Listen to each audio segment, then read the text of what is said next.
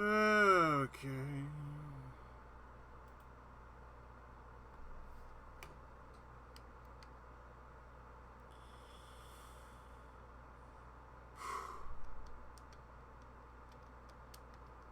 Right.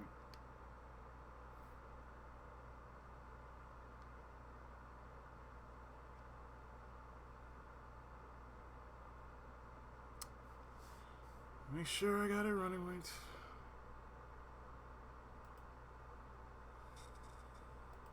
Close that, yes. Restart, yes.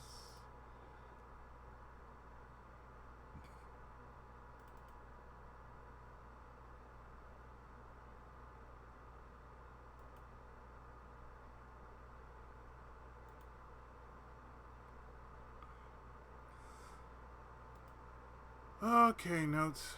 Check.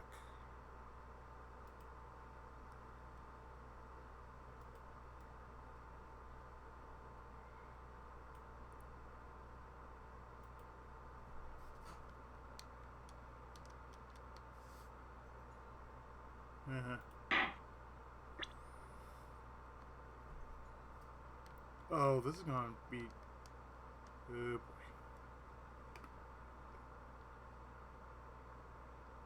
And no, it's not what you think. It is.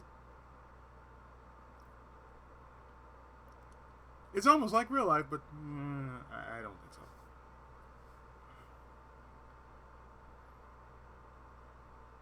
Let's start with episode 1. Turnabout Trump.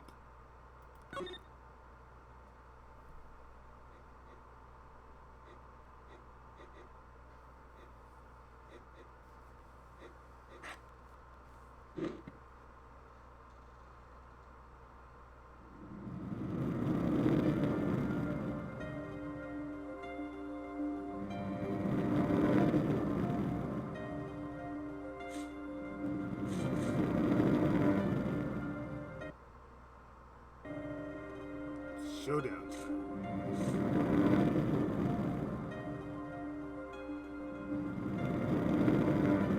You lose. Ah! Ah!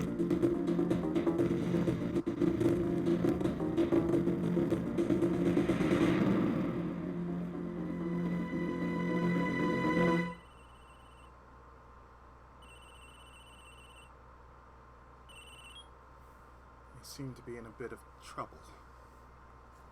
Something like that. Dead.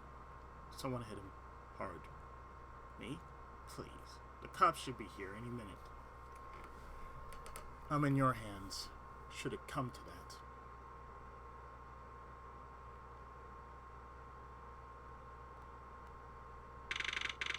that. April 20th, 9:37 a.m.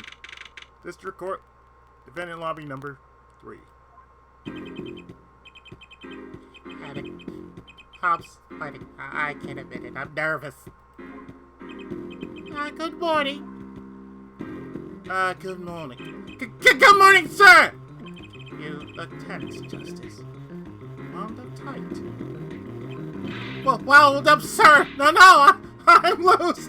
I'm fine! That screeching noise.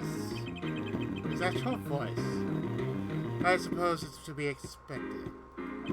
Your first trial, it's a homicide. I guess justice doesn't start small. I'm fine! I got up at 5 a.m. to do my core to tail voice workout. I'm fine! That explains it. I did detect a certain rasping quality to your speech. I overdid it again. As you know, your client today is a good friend of mine. I wouldn't want to let him down, if you get my drift. Drift gun, sir! I'm all over the drift! As it happens, I dined with him the night of the murder. We can't let this case fall through. Yes, I'm fine, sir! But one more thing. Don't say you're fine quite so much. People might take you the wrong way.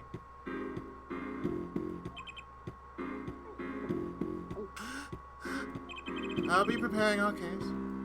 You might want to introduce yourself to the client. My name's Apollo Justice. If it isn't clear already, I'm a new attorney. And today's my first trial. Now, not that I'm worried or anything. The defendant has been accused of murder. My boss wants to help him out. Of course, so do I. I mean, there's no way he did it. Not him. No way.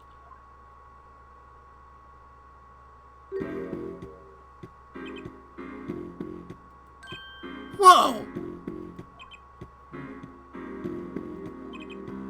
Good, morning! Go ahead. It's all up to you today. First trial, nervous. Meeting him, cardiac arrest! I think I'm supposed to say something. Help. So, you're... Fine! The fine! Mr. Fine, is it? I do remember you having an odd name. Well, we're off to a great start. Are you sure you're okay? I mean, with me. Mr. Gav is a top-notch defense attorney! And he's your friend, so why? You'll see. I... You can do it. Be confident. I'm really sorry this happened to you. I mean... It's time. Shall we? Yes, sir! Yes, it is. I've basically said, you know what? I've evaded this long enough. Okay. I need to focus. I need to focus. First trial. Here comes justice! Oh, dear. April 20th, 10 a.m. Oh, dear Lord. Oh, shit. Court's now in session. The prosecution's ready, Your Honor. The defense is... I mean, ready, Your Honor.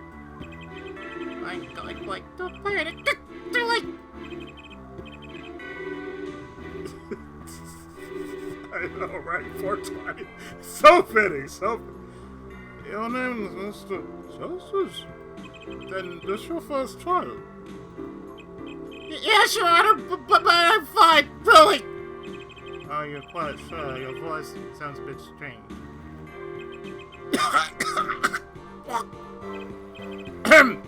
Mr. Garvin. Yes, Your Honor. I was under the impression that you will be heading up this case.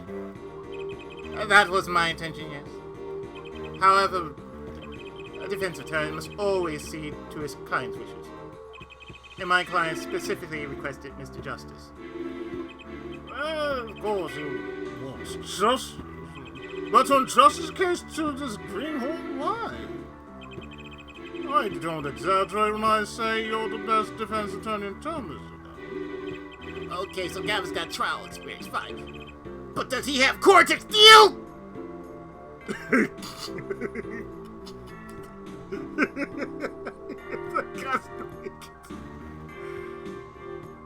Meekins powered up. I am Apollo Justice. Oh, sorry.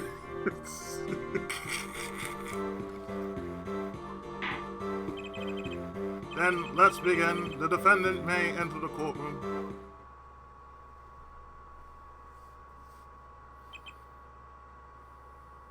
Bitches, y'all know me. This is truly an unfortunate turn of events. I'm sorry we had to meet again under these circumstances. Long time no see, Mr. Wright. Let's put the past behind us, shall we? These days, I'm merely Phoenix Wright, piano player. See you, Space Cowboy. Mr. Wright, how could this have happened? I won't speak of it further then. If the prosecution would be so kind as to explain charges. Mr. Payne?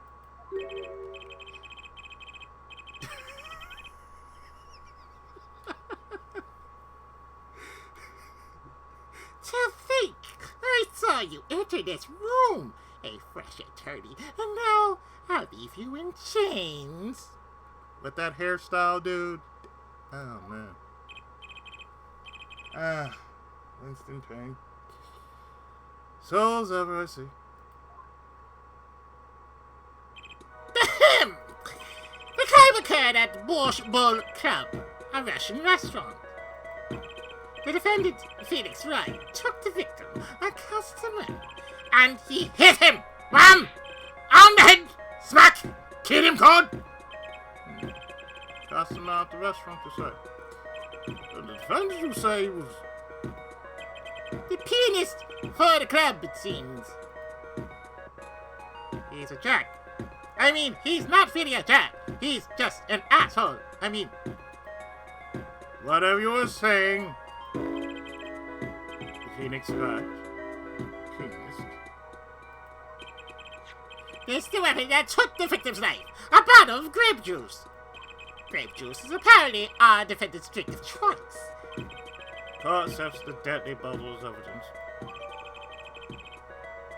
It's either that or get the 3DS, DS version. I decided to get the 3DS version. A lot faster. Something to know, Justice. All evidence filed in the court record.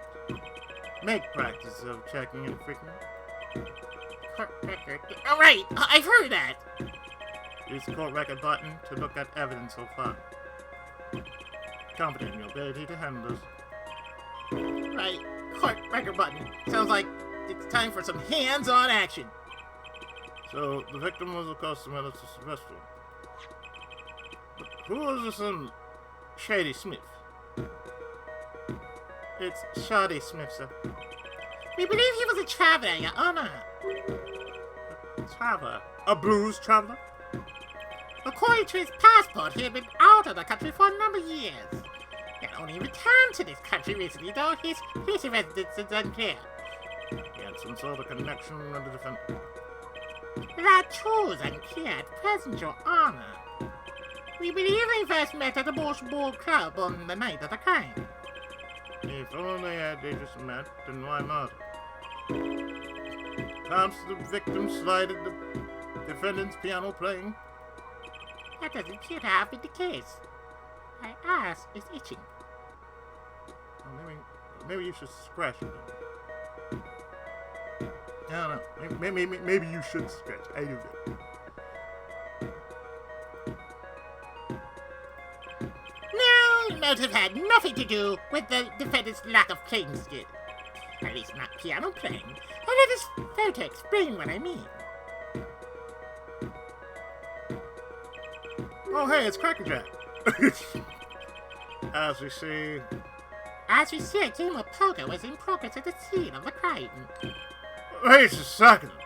Isn't poker gambling? That's a crime in itself. Indeed, it appears our defendant has found to become the basest sort of criminal.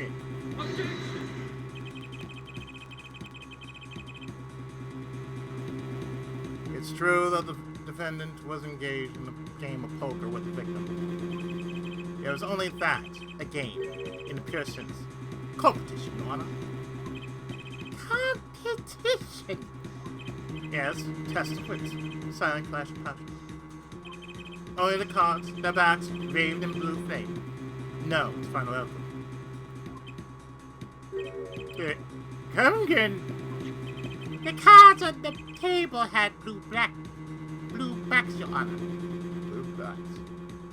Blue back. I believe the defense was waxing pointed in an attempt to mystify those present. Yes, hands on justice. An impressed minute. That will be our first order of business here, then. To find out more about this fatal game of cards. They were playing Yu-Gi-Oh! For keeps. Very well, defendant. You will testify to the court about the poker competition held the night of the crime. My pleasure. This is it. My first trial. Here goes nothing.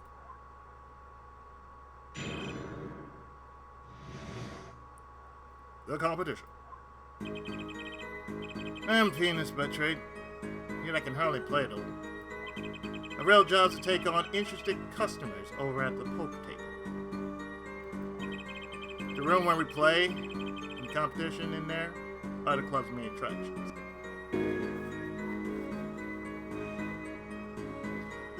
Remind us never to play Vegas Dream with this dude as the dealer. Oh, hell no.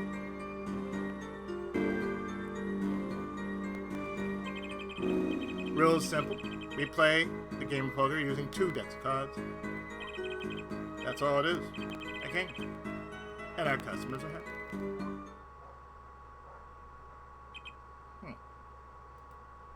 You say the customers were happy.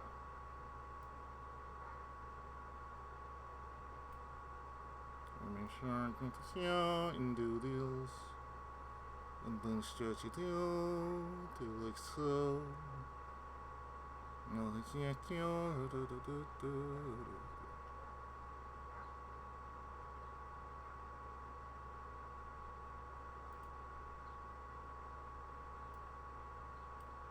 my notes are right in front of me, so I know what I'm doing. There we go. Pianist who can't play piano. Not a defense attorney who can't defend. Ooh.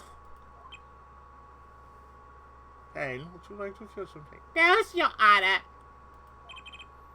Very well. Defense may begin the cross-examination. Right, Your Honor. My first cross-examination. Don't blow it. Are you alright? You're sweating bullets. The bullets? Where? Figure of speech, Justice. Your voice sounds strained and raspy too. My brain feels strained and raspy, sir. Yes, a prosecutor pretending he could grow his hair and now look like a tool. Yes. That's what he is. Like, I am the greatest. no, you aren't. Your name is Yoshimoto Imagawa. That's what you are. You play Kimura, you dumb fuck. You watched me perform cross-examination many times. Though you've never done one yourself, have you? Care for a refresher? What to do? Should I ask for Mr. Gavin for a cross? Should I ask Mr. Gavin for a refresher course in cross-examination? No thanks. You'll learn on the fly, boy. No money for elves here! I think I got this one covered, sir! I think you'd better do more than think. You know it, or you do not. I'm fine! The cords of steel are ready for battle! My weapons, press and present. Find any inconsistencies and lies in testimony and reveal them to the court. That's cross-examination. Learn it, know it, do it. Inconsistencies? Lies? Mm-hmm. It really was. Hey, shock. One gust of wind dance sportsman was more capable than a prosecutor. I can see us. Phoenix right? That's it. Phoenix right would never lie, and it's up to me to prove it. Defense may begin the cross-examination. My ass is sweaty, sir. I mean...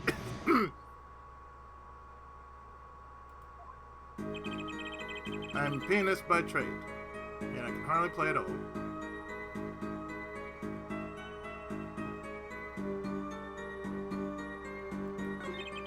My real job is to take on yeah, we press that. They pay you just to play poker? That would seem to be the case. I am a professional after all. Ah! You have to take pride in that statement.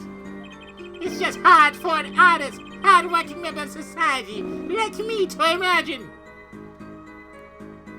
What's the pain? Working hard or hardly working? Or hardly working hard at all? You be the judge.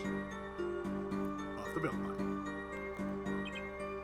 Yes. Your imagination was always a bit limited, Winston. What? I've played poker for 7 years in that little room. And I've never lost once. What? You see why the customers come now? I'm the shit, man. Don't you realize? Defeat the undefeated poker champion. They call me Bandit Keith. It's quite drunk. That is, I'm quite drunk. Wait, you've never lost once? Not even one time? As I said, I'm professional. He's played poker for 7 years and not lost once. Is that even possible?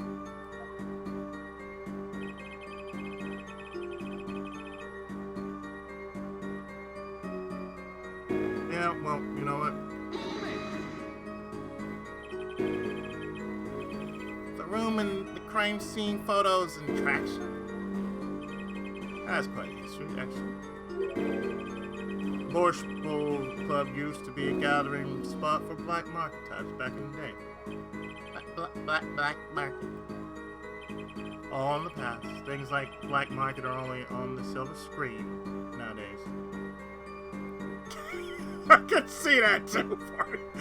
Face Phoenix Wright being the very best that no one ever was. For 7 years straight, Phoenix Wright has been gone underground. 7 years in the making.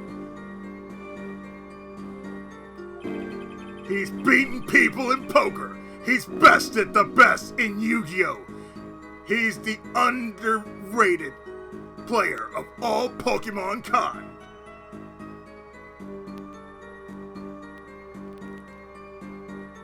Suffice to say that there were a lot of deals being made under the table. Right there in that room. A smoky room. Gambling points. You know! Just looking at this picture makes me feel bad. Boss sat around table, cutting deals, safe from eyes and law. Meanwhile, Goon keeps watch through the small window. Ah, yes, it feels like I'm playing Deja Vu. I can practically picture it now. That window does look like it would be good for keeping a lookout below us. The room had a few other tricks to it. Well, it's common knowledge to regulars. At any rate, come to play poker in a room steeped in history. Despite the dark past, it was all just good, clean fun. Good, clean fun, he says.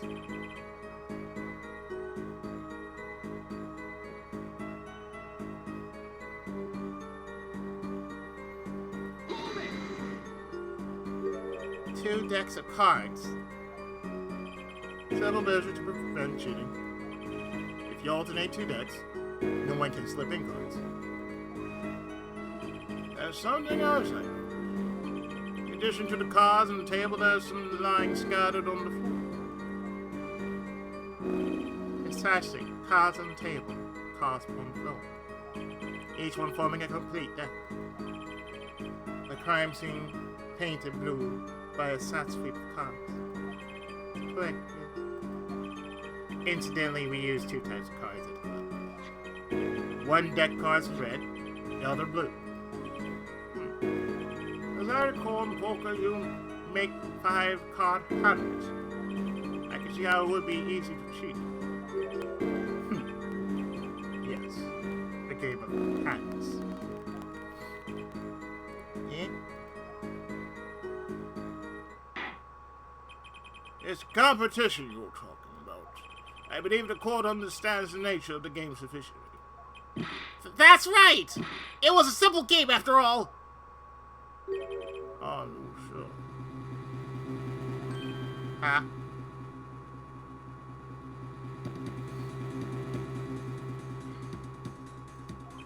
People are not murdered over simple games, Mr. Justice.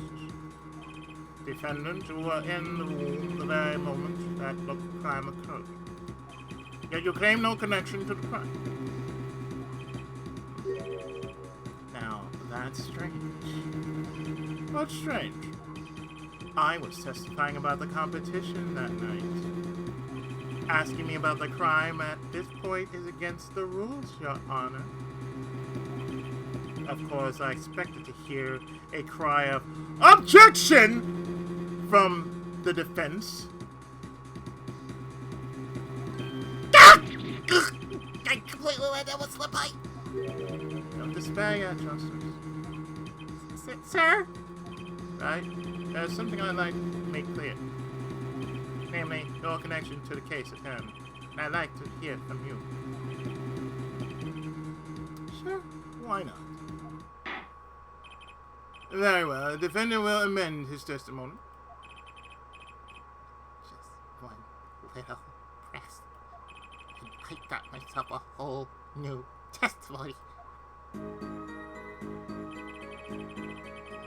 I played silence regarding the murder, but I will never touch it.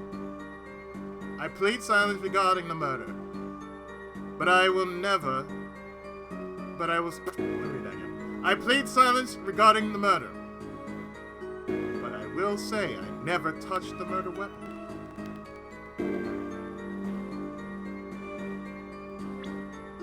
Are you sure about that, sir?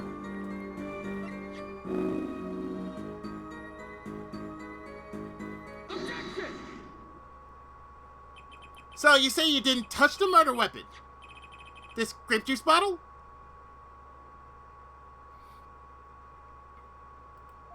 Right. So I said. Something the matter, Mr. Justice?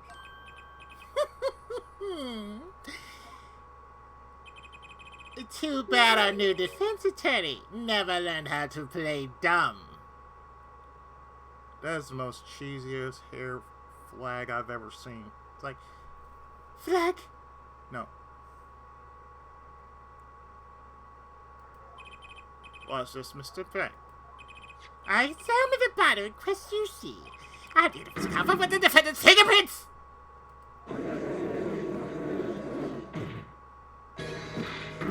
Idiotic! No need to shout, Mr. Justice. I can hear you just fine.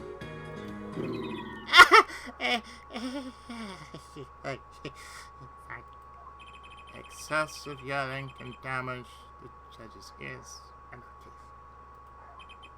But what about my cords of steel? Anyway, what's so strange about fingerprints on a bottle in a restaurant? Well, that's true. Anything would prove a thing if they were normal fingerprints. Huh? But the fingerprints on the murder weapon were upside down. Upside down? What does that mean? It means he was holding the bottle inverted. And there can't be only the means from the hat.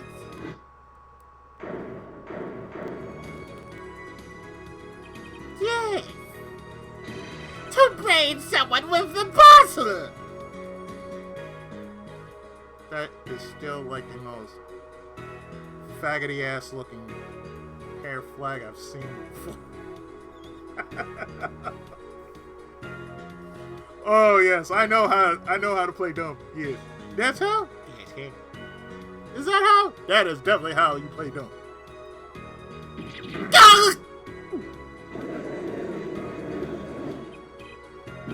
Mr. Gavin, I think things took a turn for the worse. I ain't seen no problem with this. Huh? The only thing that matters is the truth. There's good reason for everything. Defendant! Can you explain your fingerprints on this bottle to the court? Sure. I stand by my plea of silence regarding the murder. For now. Not very cooperative, Lawyer. This could hurt your case. Sure, he's cool. He's uncooperative because he's hiding something. There must be some reason. Objection! Your Honor, you seem to have forgotten something. And what might that be, Mr. Gavin? On the night of the crime, who was it who reported the murder to the police? Reported? That was the defense, Mr. Wright, but still that... Really? Yes, well, according to the case file, the murder was reported from near the scene by a call from the defendant's cell phone. Near the scene. Let's take a look at the diagram of the murder scene, shall we? The victim was murdered in a small room in a basement, 2 floors down from ground level. Of course, cell phones can't get reception so far down. No, see, yeah. Back then, yeah, This is long before we had the thing called Wi-Fi. The defendant used the stairs in this hallway to go above ground. Call came from the first floor of the restaurant. I see. This is the phone that made the call. Right, cell phone. The defendant could have just fled the scene of the crime if he so chose. Yet he fulfilled his duty as citizen and reported it to the authorities. And you can claim he is being uncooperative. I say, Mr. Gavin, I better not waste this. I think the prosecution has toyed with our client enough for the time being. Toyed? I assure you that no one's more serious about... What was it you said? I'm a jackass? Yes, you are. The defendant was in the room the very moment that the crime occurred. How can you possibly know this? That's a good question. How indeed? Answer simple, Your Honor. Prosecution has a decisive witness. You're as good as they say you are. So someone else was in the room the night of the crime. That must mean they witnessed the crime. Everything up to now has been the warm-up, Justice. Are you ready? Very well. Prosecution may call its first witness to stand.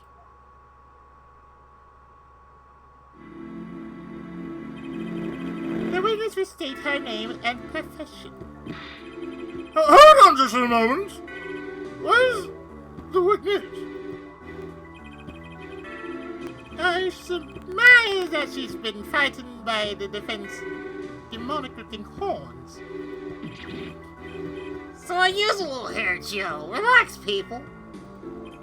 Have no fear of any horns point in your direction. This court will cut them off. No, I shall. I swear to Mount Gravel. It is come up. Is it violence against hair crime, Your Honor? If you are sure, it is okay.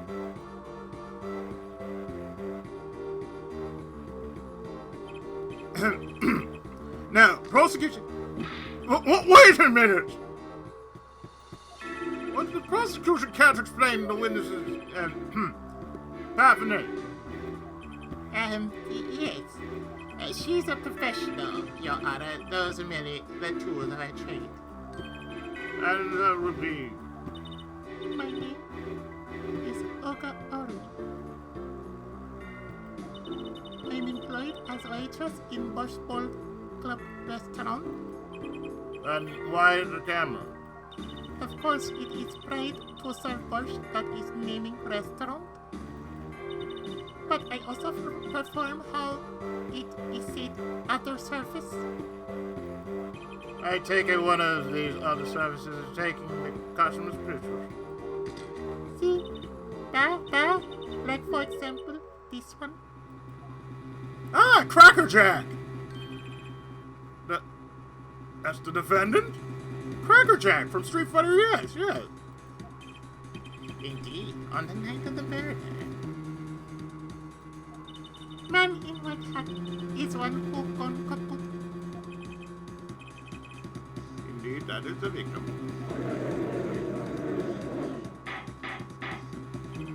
Hold up! Hold up! Despite the piece of evidence to casually drop into our apps. It's the same way as I drop whole bowls of borscht on laps of customers casually. Then the court would casually accept this evidence.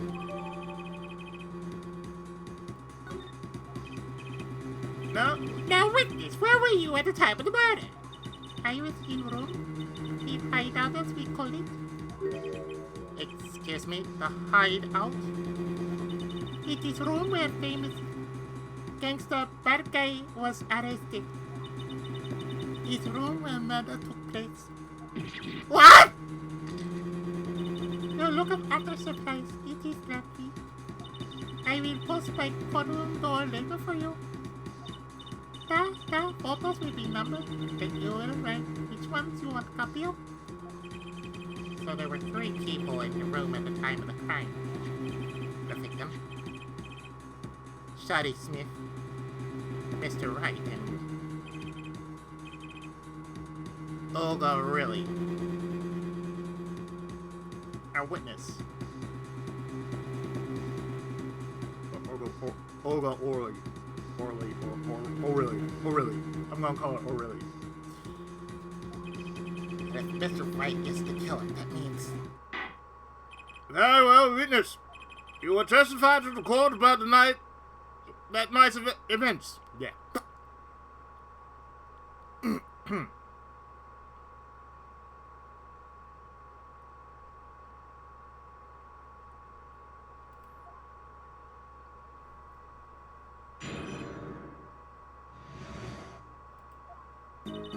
When my customer asked me to deal cards for game, it was called both players played with hearts on top. The victim, he played both times with his hand on locked atlas. Then last hand done, but something happened. Something terrible has happened now. That man flew a victim and is strangling him to death.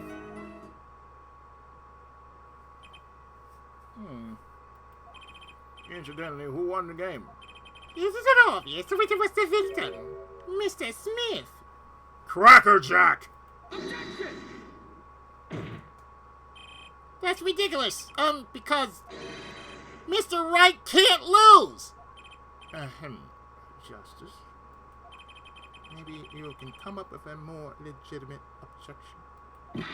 But he hasn't lost in 7 years. Take it from me, kid. It happens. I didn't know the case my first 7 years as prosecutor either. No, your ass got handed to you by how many defense attorneys? Exactly. Incidentally, I have some evidence here.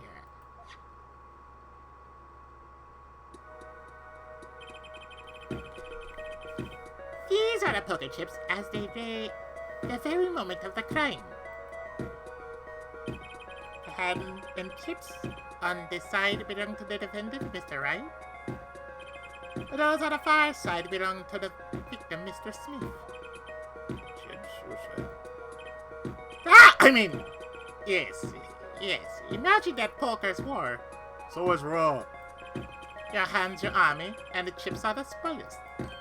I know that. After all, in my youth, I was known as the poker head of courtroom number 3. That's fine, Your Honor. I'm known as Casino Kid. I think he means poker face. If you got the picture, it does seem that most of the chips are on the victim's side of the table. We got the chip photo. Very well. Defendants may cross-examine witness.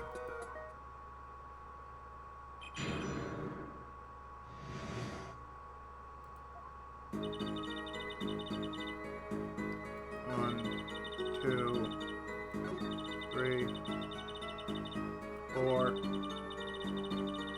5. I wish to present this. Iggy! Alright! you say? That's odd.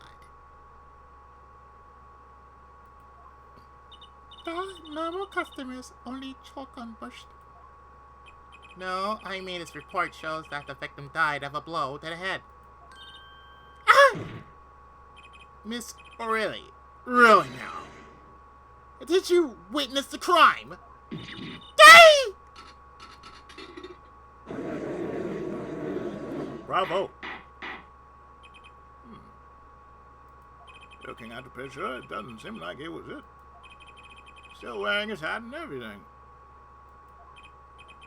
Yes, it's the fact that he was hit, Your Honor. Bonk. Here's a photo we took of the victim with his hat off during our investigation. That's quite shocking, isn't it? His head certainly was it.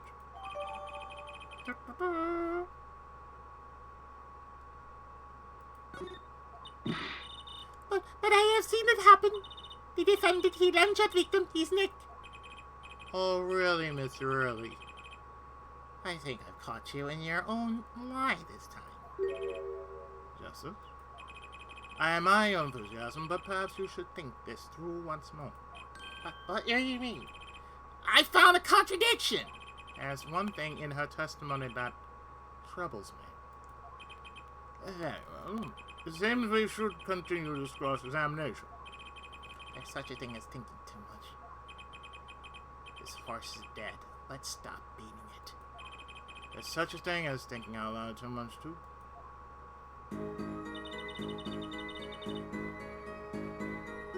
One, two, three. I'd like to present this photo right here before your very eyes.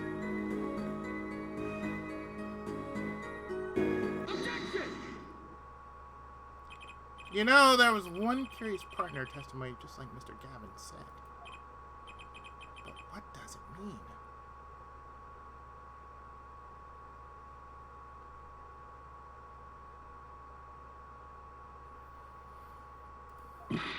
Mr. Justice, would you care to explain what is you're thinking so intensely about? Recall the testimony, Your Honor. The victim played with his hand on his locket at his neck, I believe she said. I heard you are about to raise an objection to the witness grammar. No, but look at this, a photograph.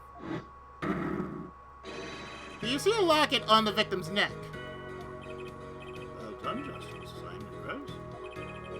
I knew you'd be able to handle this. But what does it mean? If you are to believe this witness testimony, then the locket disappeared following the victim's death. Lockets don't just disappear, Your Honor. Might seem the way you think about it. The lock is gone, someone must have taken it off. Taking it off? Wait, you don't mean... The defendant wasn't strangling the victim at all. He was taking off his locket. Wouldn't I explain it? Yeah, that happened to me in high school. Remind me so much of what happened in high school at one time during my senior year. Somebody got in my grill. And it seemed like I was grabbing his neck, but I was grabbing his shirt. And at the same time, twisted said shirt, and he was wearing a cheap-ass necklace. And I basically ripped it off. While I was just basically throwing him across the room. It's hardly a throw, but they see it as a throw, so I'm just like, okay.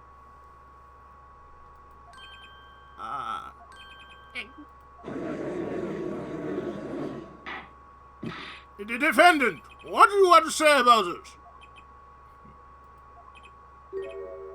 Say. Yes. I just noticed it, but you have something hanging around your neck, don't you? Oh, you mean this? Yes, it's a locket with a photograph inside. A photo of my daughter. Hogan! Mr. Wright, you have a daughter? We confirmed it at the time. The picture in the locket is indeed Mr. Wright's daughter. So Mr. Wright has a locket too. Why don't I buy that this is just coincidence? Well, now the results of this poker game led to the murder. Perhaps we should hear a bit more about the outcome of this game. That testimony would really be necessary. It's clear the defendant knows badly. Miss Wee, you will testify to the court about the game between the victim and defendant.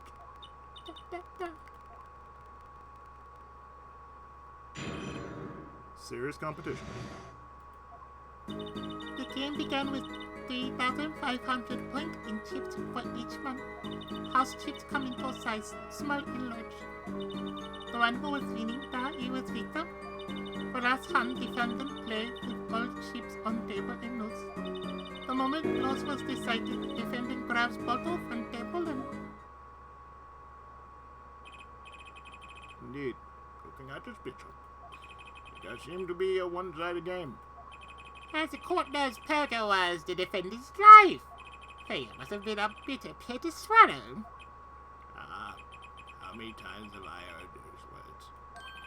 I died in a fit of anger, Your Honor, and now I regret it. A common tale, but true. Methinks the judge watches too many old court movies. Mr. Wright said he hasn't lost in 7 years, so this testimony must be wrong.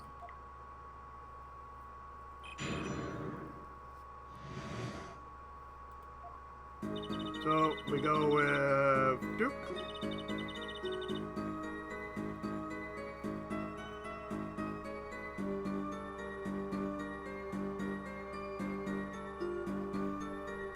I wish to press this right now.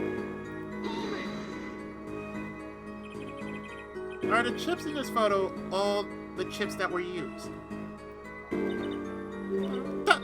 Of course. Something's fishy with these chips. Should I press harder? You always need to press harder. Maybe you could explain a bit about these chips. Explain? What does that word mean? Explain? Poker chips are poker chips.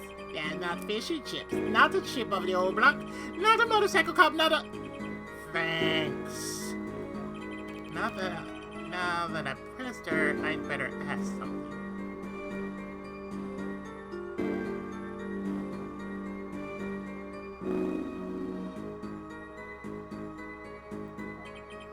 What are these chips worth? Are they in dollars? Rubles even? Yes, as I have been saying before, it was game, not gambling.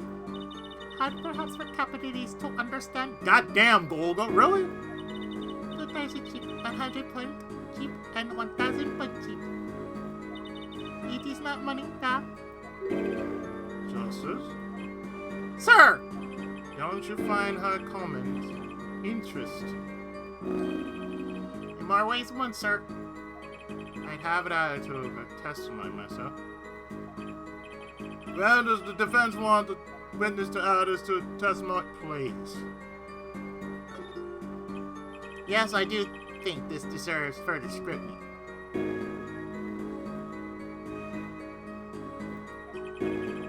Added to the testimony. I wish I knew where I was going. I wish I knew where I was going with this. Very well. Witness, if you be so kind. Your Honor. One kind chip is worth 100, other kind worth 1,000, 2 kinds in one.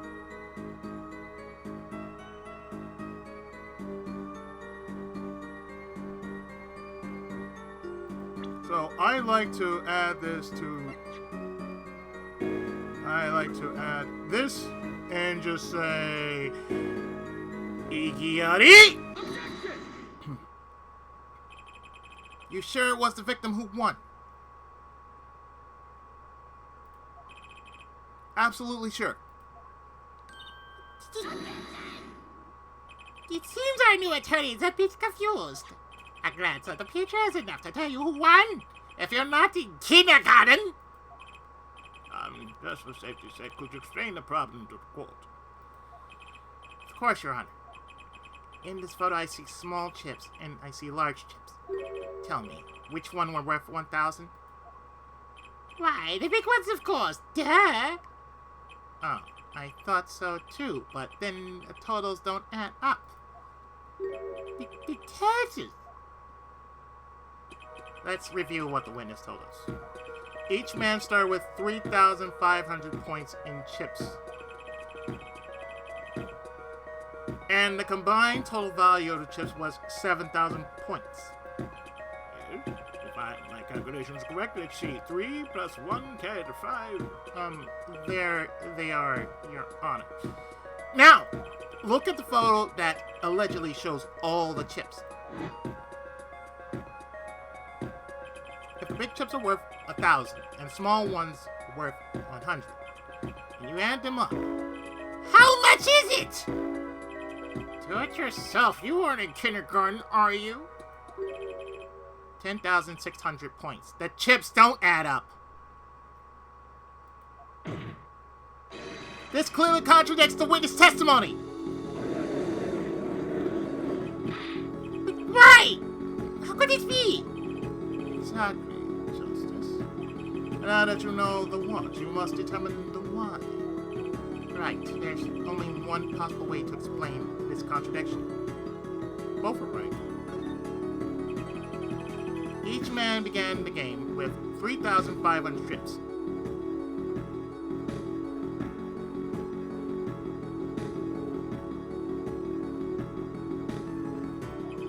If all the chips are indeed shown in this photograph, then there can only be one answer. Well, what is it? The value of the chips. But the other way around. What? Want to know what I think? The small chips were worth 1,000, not the big ones. Madness! How's it madness? Show me that photograph of the chips again. There are 6 small chips and 10 large chips. So therefore, it would kind of make sense. It's like playing Monopoly. It's like playing any other board game. It goes from large to small. We're working with Japanese difficulty, so think about it. The small ones are worth, say, 1. The large ones are worth 1,000. I mean, the large are worth 100. The small ones are worth 10. Japanese difficulty. Why, that does make 7,000 points when you add them up. Excellent work, Justice. It's almost as though you figured it out by yourself. Well, I'm just glad I was the only one who said it. But wait! The value of the chips may be different, but that changes nothing! The victim did have a larger number of chips still. Oh. Exactly.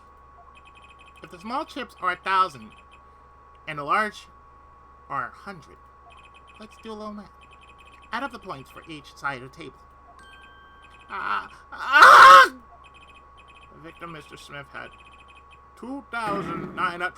That's 41,000 points. Yes. Yes, we're mad. Yes. Madness. What is this madness? It works. Because remember, Ace Attorney works by Japan rules. Not US rules, Japan rules.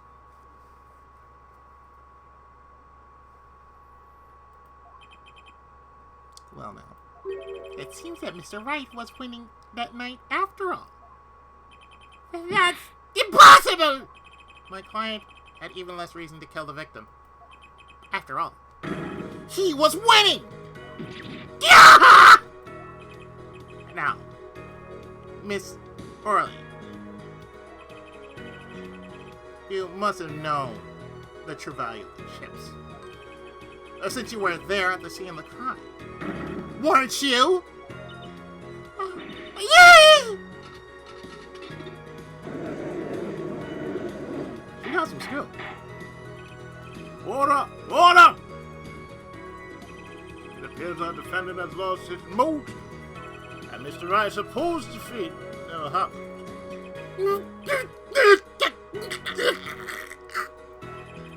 We must now ask ourselves whether we can trust it.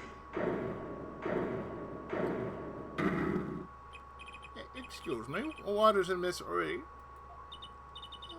I did not want to be saying this, but actually, you see, see what, Mrs. O'Reilly? What do we see? In last hand, there was cheat.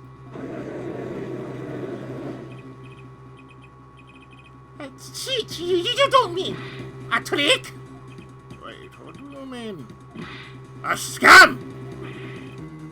They're all the same thing. Yes, there was cheat at last hand. That is why game is cheap as they are. Great. Just great. First we have lying, now cheating. Now we need stealing, and then we have ourselves Latino heat!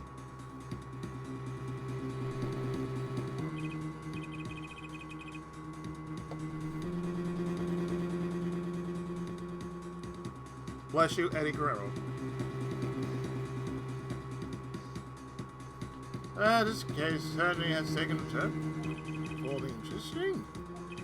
Witness, you will please testify to the court. Tell us about this cheating in the final hand. The final hand. Last hand, both men had full house. There is 4 on each card in deck from ace to king. Yeah, that's true. Someone stole his life.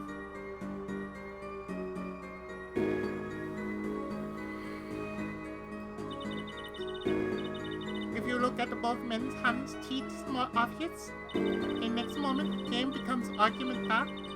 Defendant's cheat was exposed. He took bottle in hand. Boy, Mr. Smith.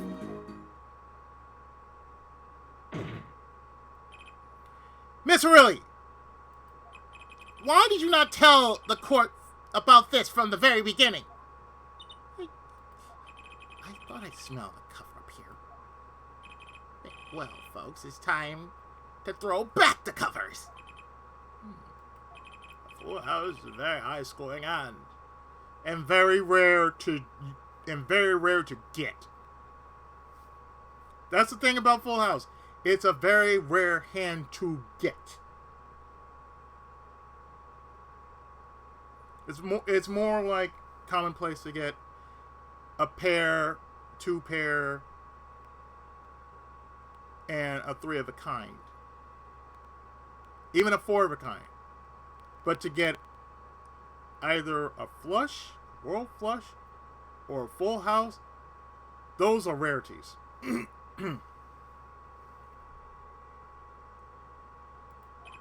Not easy to make, in my experience. That allone's enough to suspect less than scrupulous tactics. Mr. Cavan, what's a full house? Lawyers these days, you don't know your poker? I can't say this bodes well for your case, Chris. What is this? Some kind of secret court pokering? Justice. You know the terms 1 pair, 2 pair, and 3 of kind, yes? Yeah, no problem. 2 cards with the same make pair. 3 makes 3 of a kind. Now picture a hand with 1 pair and 3 of a kind. That's a full house.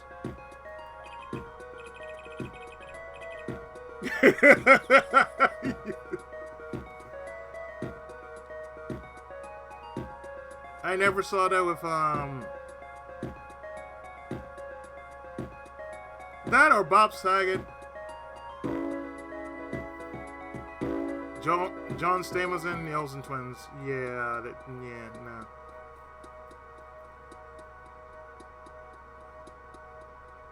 It's basically a flush. I can tell. The game was a flush. The show was a flush. That's all I know. It's like, oh hey, you got the Tanner kids. Then, oh, good lord.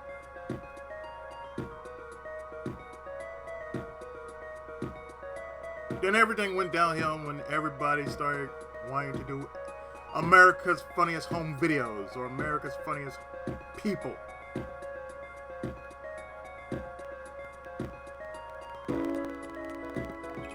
You can see each player's hand in this photo. Oh, they both have full houses. But you forget there's an easy way to make a full house and go undefeated for 7 years. You cheat. Defense may cross-examine the witness. If he did cheat in his last hand, that still leaves one important question. Mr. Wright lost that hand.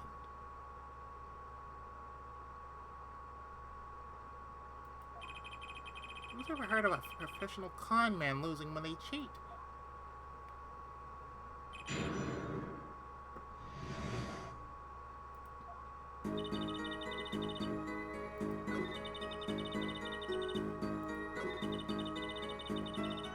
I'd like to press that, please.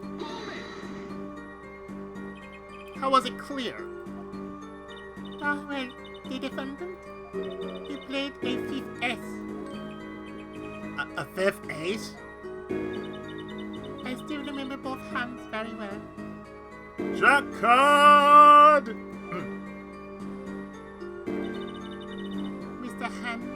Mr. Smith's hand has 3 aces.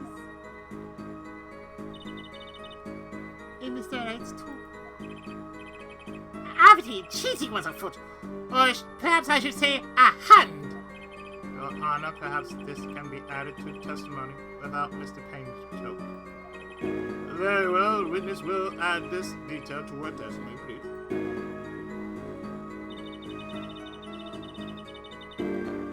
Well, I like to present something that I deem as bullshit.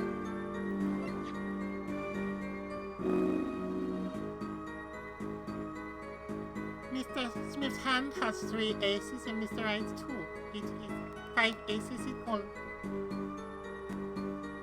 Igiyari! It appears the witness is mistaken.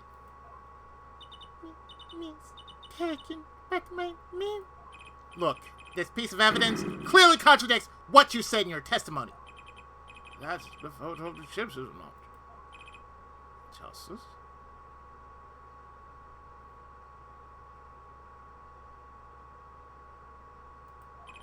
Perhaps you ought to explain your point in a way that the judge can comprehend. He is rather stupid. In other words, use your finger to point out your point. Yes.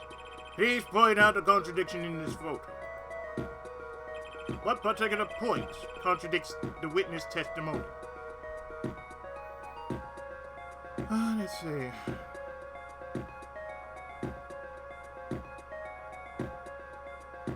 Point to the 2 aces and the 3 kings. Yeah, this right here.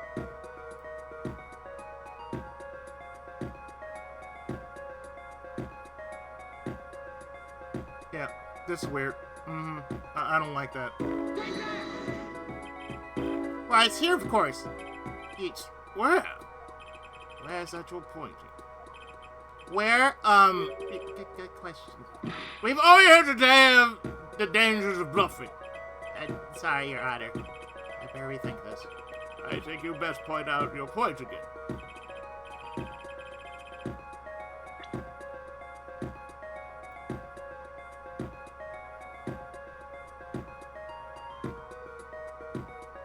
Point to the 2 aces near the 3 kings.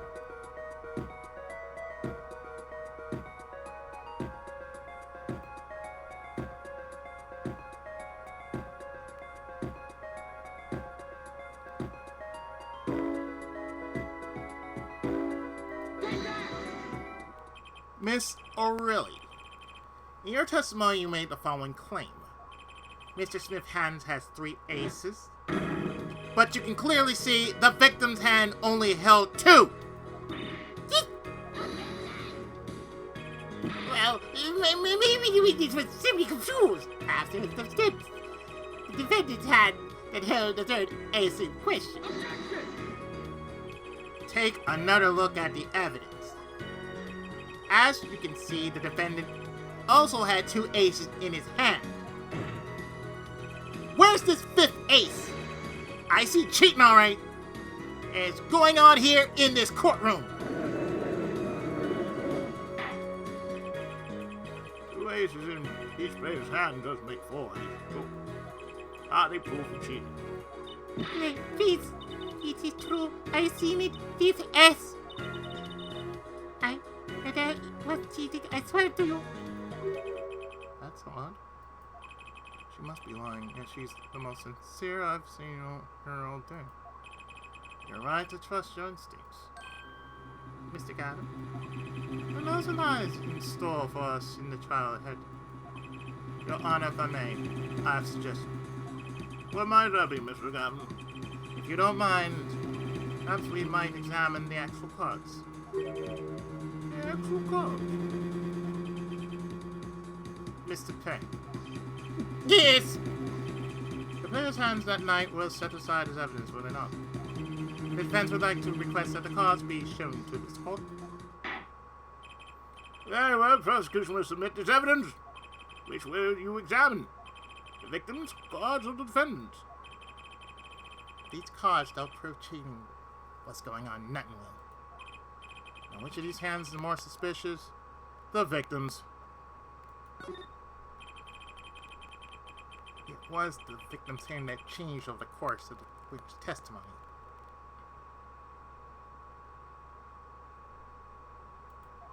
The defense requests time to examine Mr. Smith's cards. Very well. Mr. Payne, if you would. Very well. I shall take this hand. Well, time's wasting. Get to it, Justice. Yes, sir.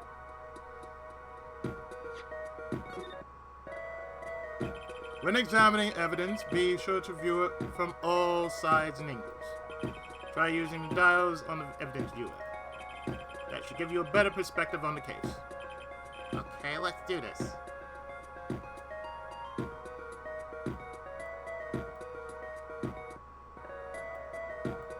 Uh-huh. What is this now? What? Your Honor, look at this! Why the victim's cards? The back's a different color.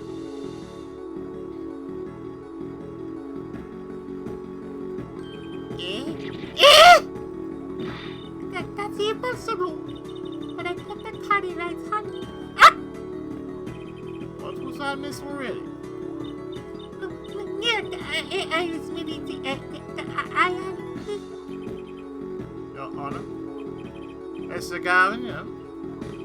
Tell me what is the easiest way to cheat at poker? True cheat. I'll tell you. One merely needs a friend, a comrade, shall we say. The dealer.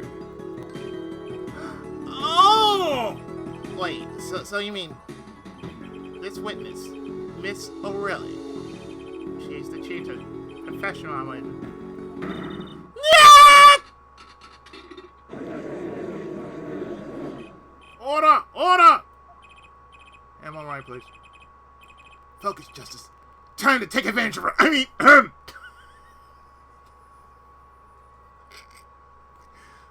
I mean of her mistake.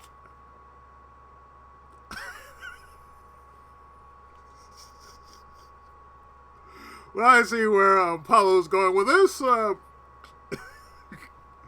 want to take advantage of her? Yeah, I know you want to. Mm-hmm. Your Honor, please recall the testimony we just heard. That's impossible, but I put the card in right hand. Ergo, Mr. Olga O'Reilly conspired to cheat, not with my client. but with the victim, Mr. Shoddy Smith. Ugh! Not only did she cheat, she cheated poorly. Therefore, it's not hard to imagine any altercation between her and the victim. What? Wait, you don't mean the defense isn't accusing the witness? Mr. Ogoridi, are you? Time for justice. There were 3 people in the room at the time of the incident. And if Mr. Wright isn't guilty, that means I am. The defense accuses the witness, Miss Ogoridi, of murder.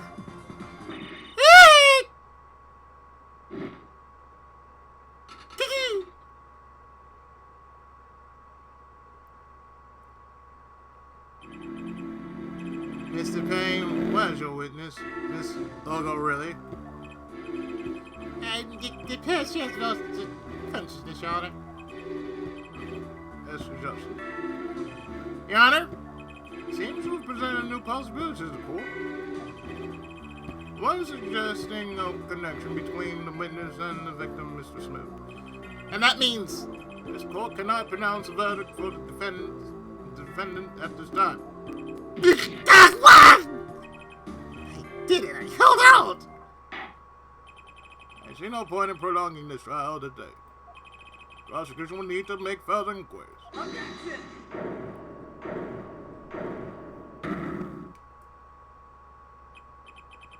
Mr. Wright? You can't end the trial here, Your Honor. Not yet. What nonsense is the defendant spewing now? Think. One of the cards had a different colored back. Don't you wonder what it means? What are you doing, Mr. Wright? Raising objections right when you're about to get off the hook? Ridiculous! Mr. Payne, you of all people should know. Mr. Wright has a talent for the ridiculous! Yes! Yes! Talent for the ridiculous. That is my gift. I have a talent for the ridiculous.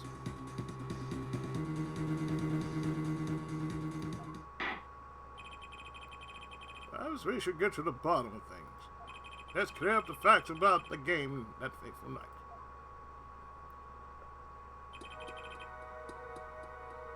As was said before, we alternated between 2 decks of cards that night. That was said before!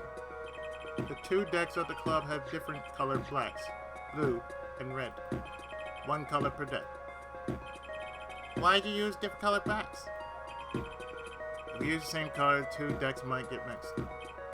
You used different colors, but they still got mixed up. We used the red deck for the last game. I see, but that's true. For some reason, I have this impression that you were using the blue cards. Yeah, me too. I'm sure someone said something about blue cards. Whatever. In the end, 1 card of the wrong color got into the mix. Which means that there was cheating. Come back to us after you've played Uno. Yes, a card slipped into the deck would seem to indicate cheating. Yet this card raises 2 serious questions. Apollo? Yes? Let's consider the first question, shall we? Think. In the last game, when Was the last card swapped? When? There are 3 broad possibilities here.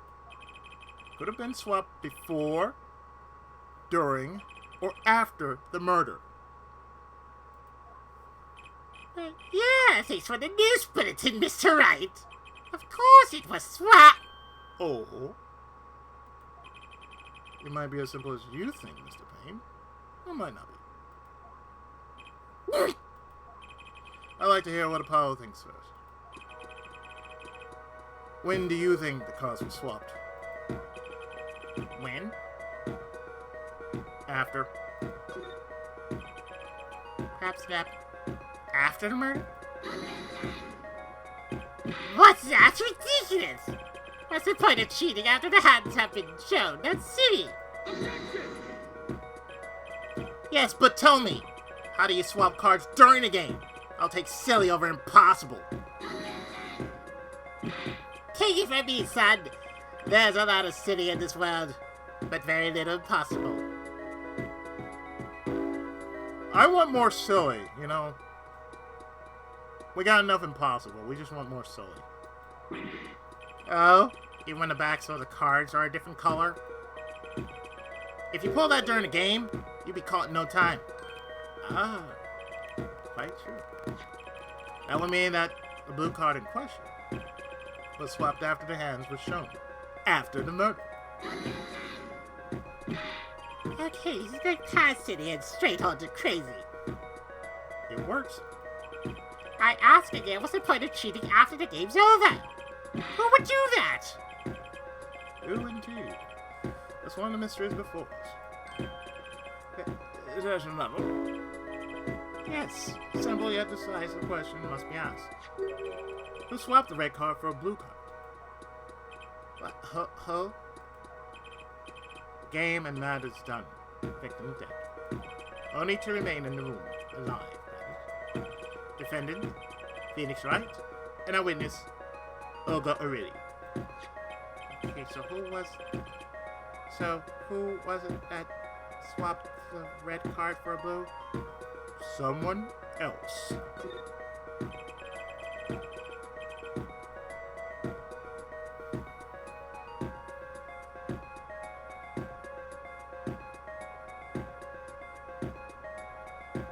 The one who swapped the cards wasn't Mr. Wright, of course.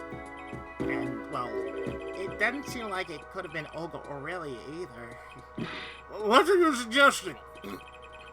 That's highly illogical conclusion on it. As defense, I think it only makes sense for you to name Miss O'Reilly at this point. Yes, I know. But she was the only one who dealt the cards, right? I just can't believe she wouldn't make the mistake of swapping the wrong colored card. And the card was swapped during the game, we always.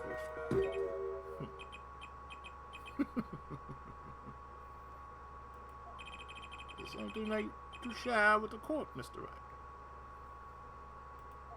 Oh, my apologies, Your Honor. I was just thinking how much fun all this is. Fun? How about confusing? I have no idea what the defense is claiming, Your Honor. If one who swapped the card wasn't the defendant, and it wasn't Miss O'Reilly, then who was it? Yeah, well, that is the question, isn't it? Precisely. Huh? I believe we're about to see this case take a new direction. A new direction. We'll find out indeed after the murder. Someone swapped one of the cards in the victim's hand, and that someone made two critical mistakes. I'm sure you're going to tell us that the first was swapping the wrong color card, because the one who did it didn't know two colors cards were being used. The other mistake was the number of the card. Right. The person who placed the fifth ace with a king. I'm sure whoever swapped it wasn't expecting there to be a fifth ace. I'm sure whoever swapped it wasn't expecting there to be a fifth ace after. All they knew that the game had been won with a full house. So they picked up a king from the table and swapped it in. But there's only one problem. According to the case record, this person doesn't exist. True. None until now. But you have to admit the possibility of a fourth person. No, it's more than possibility. There was someone else there that night at the scene of the crime. What? I believe the judge spoke truthfully earlier. You do make trials ridiculous, Mr. Wright. This trial is proceeding on one central assumption, namely that at the time of the incident there were only 3 people in that room. I believe this new evidence, shall we say, overturns that assumption? Comes that you chose to conceal this information from the court. I suppose that's a problem. Court's adjourned for brief recess. Mr. Gavin, I'll see you in my chambers during recess. It's Anthony, no honor. Very well. Trial will resume in 20 minutes.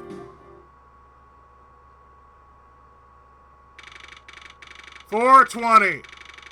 11:52 a.m. Boy, that court was smoking some really good hashish in there. That was quite unexpected, Mr. Wright. To suddenly claim there was another person at the scene of crime like that. I must ask, is this true? Well, now, I think you would like to know the answer to that. Being mysterious, are we? Sadly, I have no time for mysteries. I'd only ask that you leave the defending to your defense in the future. Otherwise, I cannot guarantee the outcome. I see you haven't mellowed out one bit, Crystal. Justice. Yes, sir. Judge has summoned me to his chamber, so count on them.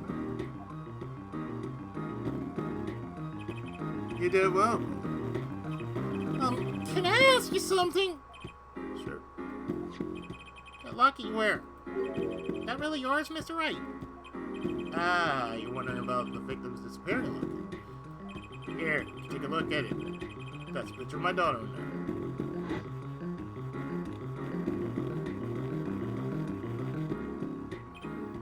I'm just surprised to hear that you had a daughter. Most people are. Perhaps you'll meet her one of these days. One more question. The one who cheered that night, was it you? What do you think? Huh? You know what happened 7 years ago? What I did? It's not unreasonable for you to think I might cheat. I never honest, but it is odd that he managed to go undefeated for 7 whole years. Want to know something? There's only one game where you have to be dealt bad cards all night and still win. Poker. Eh? You see, poker's all about reading your opponent. And that way, it's a lot like a court case. Poker, like trial law? Figure out what your opponent's thinking. You win. Well, yeah, but that's harder than it sounds. I think not. Try as they might to conceal it, everyone reveals their true thoughts in the end. Body language can become a valuable source of information. You're kidding! That witness, for instance, Miss O'Reilly, she would touch the back of her neck during certain parts of her testimony. Did you notice? No. Come on, who noticed that? Words, habits, twitches. It's all reading information. That's the secret to winning, I call it. Someone taught me, and now I pass the secret to you. But I'm not worried. I mean, there's no way I'll pick up on these signals. No? You can do it. Huh? You just don't know it yet. What are you talking about? But you will. So, almost forgot. One more thing. About this case, you should know, I haven't told the truth to anyone yet. What? I knew it! I have my reasons for this. And all shall be fulfilled. And Paul, I need you to be there. Defending me. I need your power. My, power? I had no idea what course deals were that special. It's time. The real trial begins now. Do your best.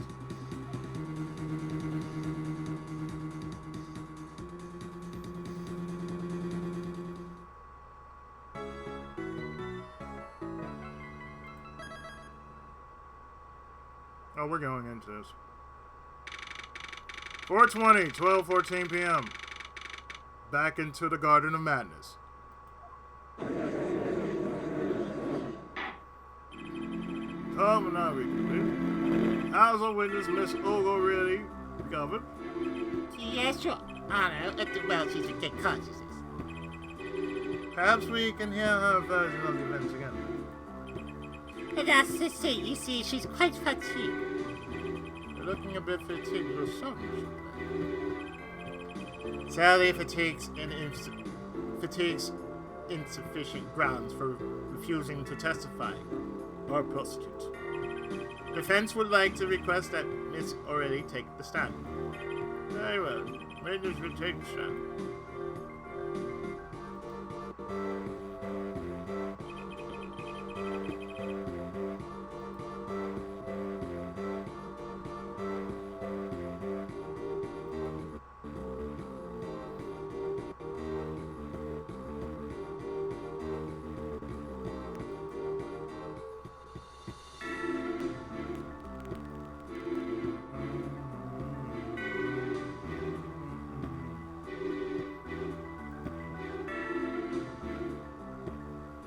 Perhaps you could repeat your name and profession.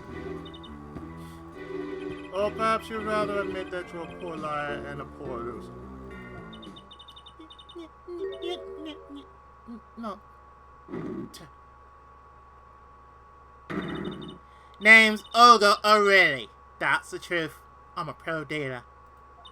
People call me Olga Quick Fingers O'Reilly. Oh, really? Want to know something else? I'm not really Russian. And my last name sounds like O'Reilly. That's the truth. I hope you're satisfied. Thanks, my Valentine. Witness, you will tell the court what you were really up to that night.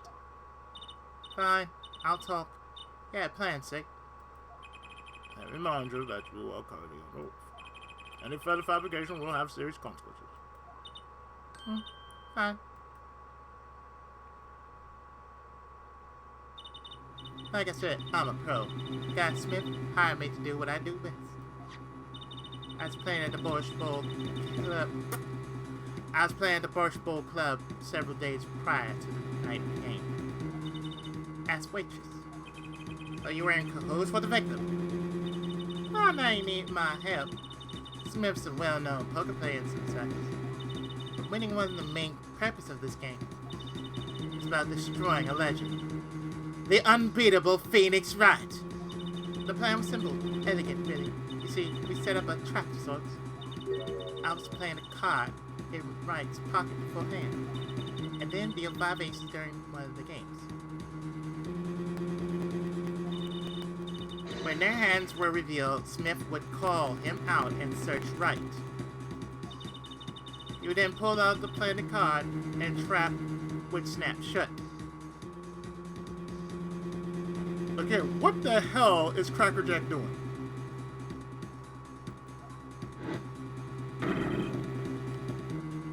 You swapped the cards! Exposes cheater and losing on top of it. It would have made a great double play. Just like that, the legend would be dashed to pieces. Getting caught red-handed and cheating to pass down on all his power. 7-year legend destroyed by one little card. That was the plan. Oh, really? Alright. How troll. But it appears you made quite a mistake. I agree. Trapezoidal. Yeah, what happened to that planted card? Hey, that's right! He's lucky. I give him that. You have to be slip-free from a trap laid by Olga Quick Fingers O'Reilly. Really? The winners would be much cuter if she dispensed with the evil mastermind shtick. Cute? Who wants to be cute? I want to be a bitch. I'm not cute. I'm bad. You hear me? Bad. You're terrible. When you're through being bad, perhaps you could testify to the court. Tell us about this trap and how it was sprung. The best laid traps. It was never happening. That night I played the card like I was supposed to. And Wright lost the last hand, just like he was supposed to, when Smith searched him. But then the playing card was gone. Trap failed. Next moment, Wright picked up a bottle and he swung it. It wasn't me who hit Smith, it was that no good cheating defendant. Really? Surprisingly frank testimony that still leaves us moving, Doc. Trap was perfect, I tell you. Perfect! If that rotten cheater hadn't messed it up, I would have gotten away with it if it weren't for you meddling kids. Look who's talking! Well, this testimony for what it's worth is all yours, Mr. Justice. With witnesses like her, who needs criminals? And with defendants like Mr. Wright, who needs prosecutors?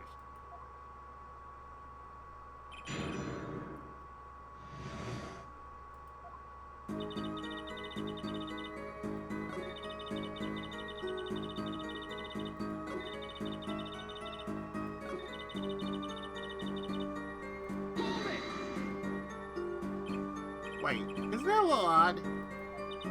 What's odd? You searched Mr. Wright thoroughly and found nothing.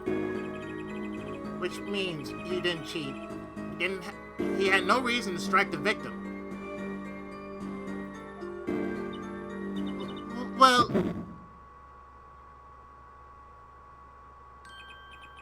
What was that just now? I sensed something. Something wrong, Mr. Justice? No, nothing, Your Honor. What to do? Should I press her a little harder? Oh, yeah, you always need to press her harder. Miss O'Reilly, you're hiding something. What are you talking about? You... Me? Quick fingers overly high. The defense will refrain from baseless accusations. I have one question for the witness, then. You say you saw the moment the defendant hit the victim. Is this true? Of course it's true. I did see it, honest. I saw it when Wright hit him. With my own eyes, I saw it. What's this weird vibe I'm getting? Witness, for instance, Miss O'Reilly. You touched the back of her neck during certain parts of her testimony. Do you notice? Touching her neck, was it?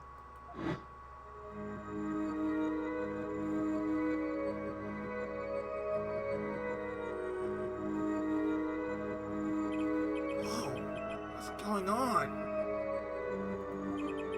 The sensation is coming into focus. There, that twitch! It's clear. It's like I could perceive her habit, like I couldn't before. Gotcha!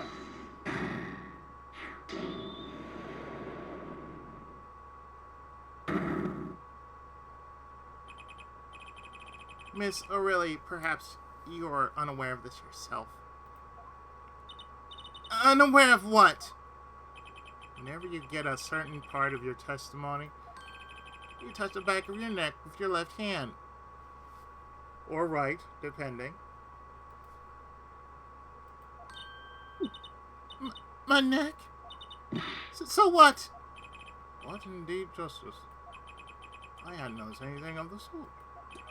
When she says that part of the testimony, she's subconsciously recalling something. Her body reacts to the memory, and she touches her neck. I'm sure of it. A memory which someone can't explain what he's babbling about. It's like me in this thing I have. Like, whenever I feel nervous, I tend to do the following. I chew my tongue. Or when I'm thinking really hard, I'm chewing my tongue. It's something I've been doing for years.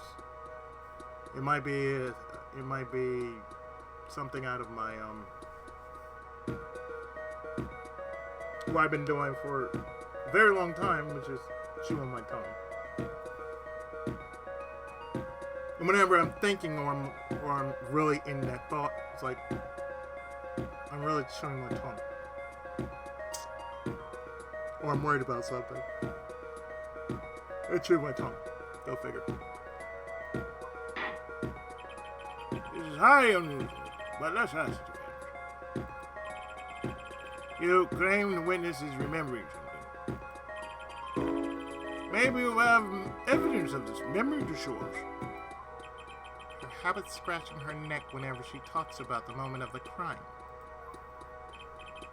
So a reminder of the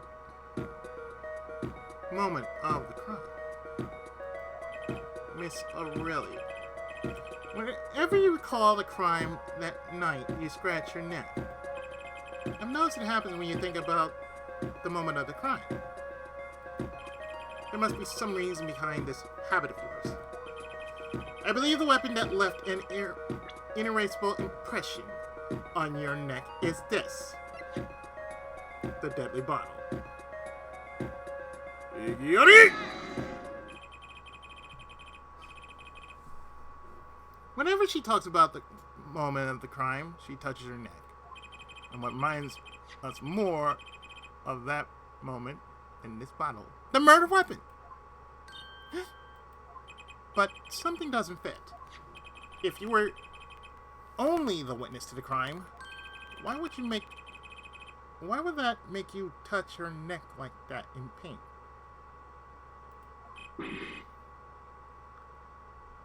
What's he talking about now? It was Mr. Smith, the victim who was hit. Not you!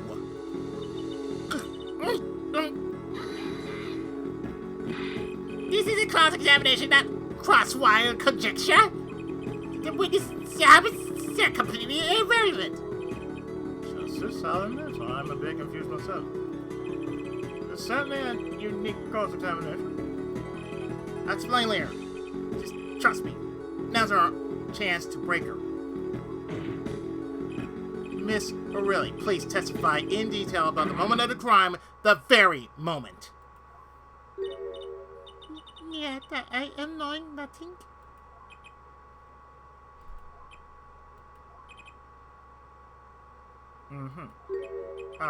We know you're not Russian. The witness will testify, please. No.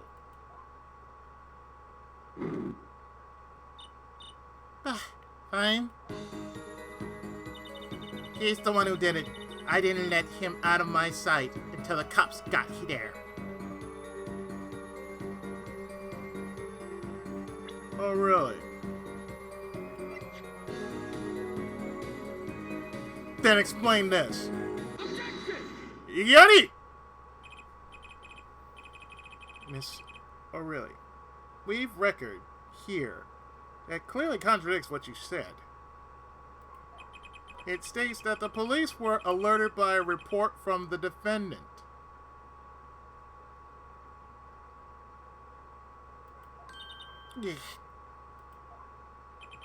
And we know that the defendant left the room, climbed the stairs, and made that phone call from the first floor of the Borscht Bowl Club.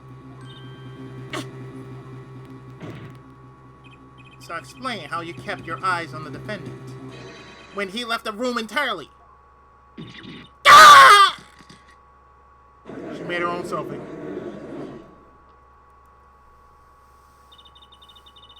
The man who picked up a bottle and swung it that night wasn't the defendant.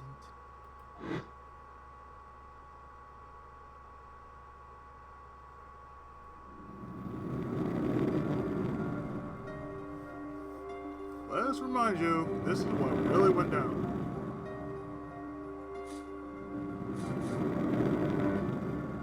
Shoot it. You dirty cheat! Check his pockets, now! It's gone! Card's gone! You lose. Ah! Then Smith grabbed the vial from next to right. And he hit me! You, some master cheating, you turned out to be! Do it! When I came to... The victim was already dead, is that it? That's why I couldn't reveal who I really was. It came out that I was in league with Smith. I'd be a suspect for sure.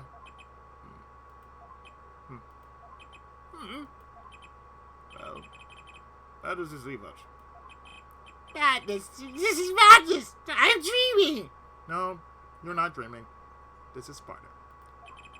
It must have been me who had been hit with a bottle. I'm imagining all this. It appears our prosecution is at his wit's end. Frankly, I can't blame him. Mr. Garvin, what do you think about this gentleman?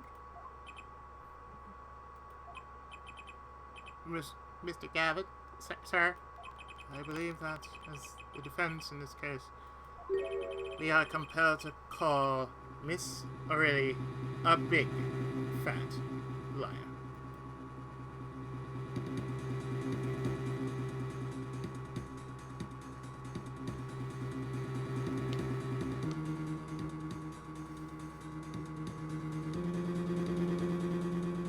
Here we go.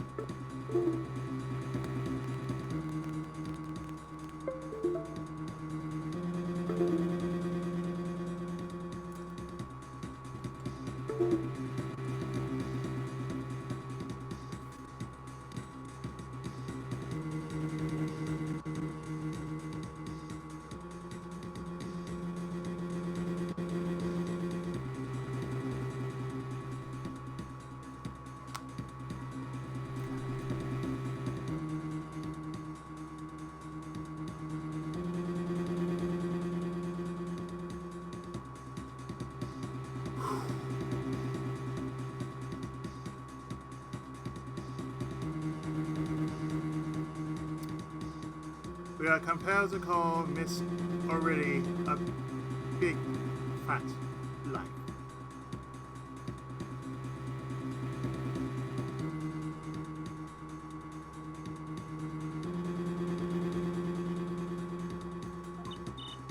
What?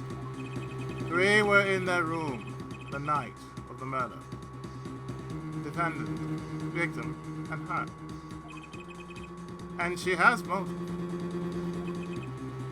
Motive? Her plot foiled, witness got into an argument with her client, Mr. Smith. And the denouement of that argument was murder. What? I'm no killer! It's a trap. Someone's trying to frame me.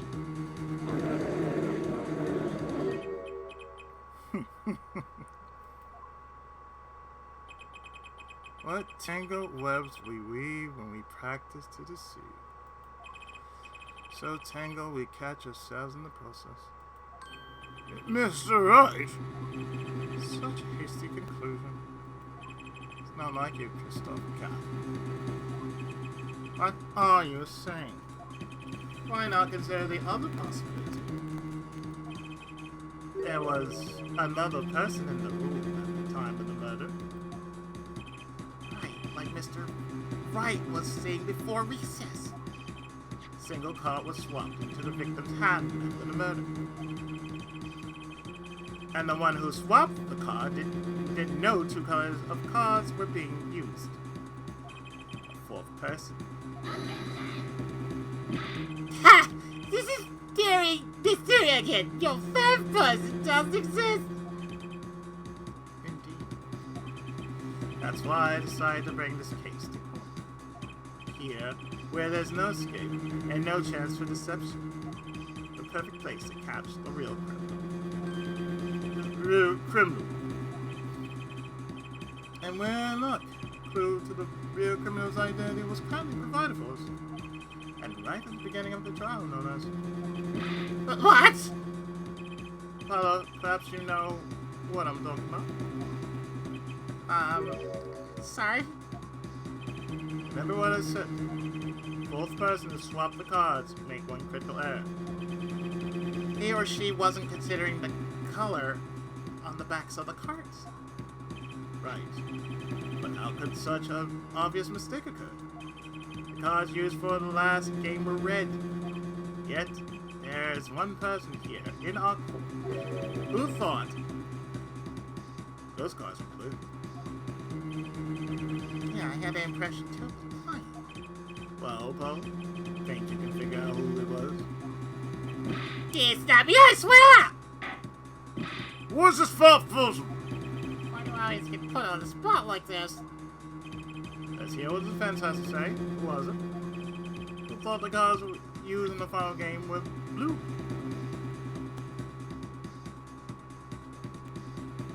Standing right next to you, dude. Standing right next to you. As expected. Your eyes and ears are as sharp as your hair. I was right? Christoph Garner. You were the fourth person that night.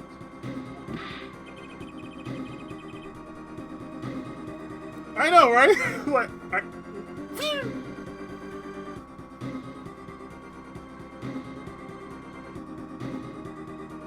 It really was just a turning point right here.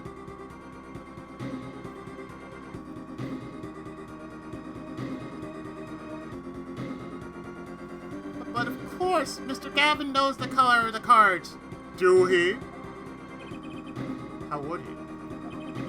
As you can see, the photo of the crime scene is black and white. You can't tell which of the cards are blue, the ones on the floor or table. But look, you see the colors in the photo. Yes, you see them face up, but not face down.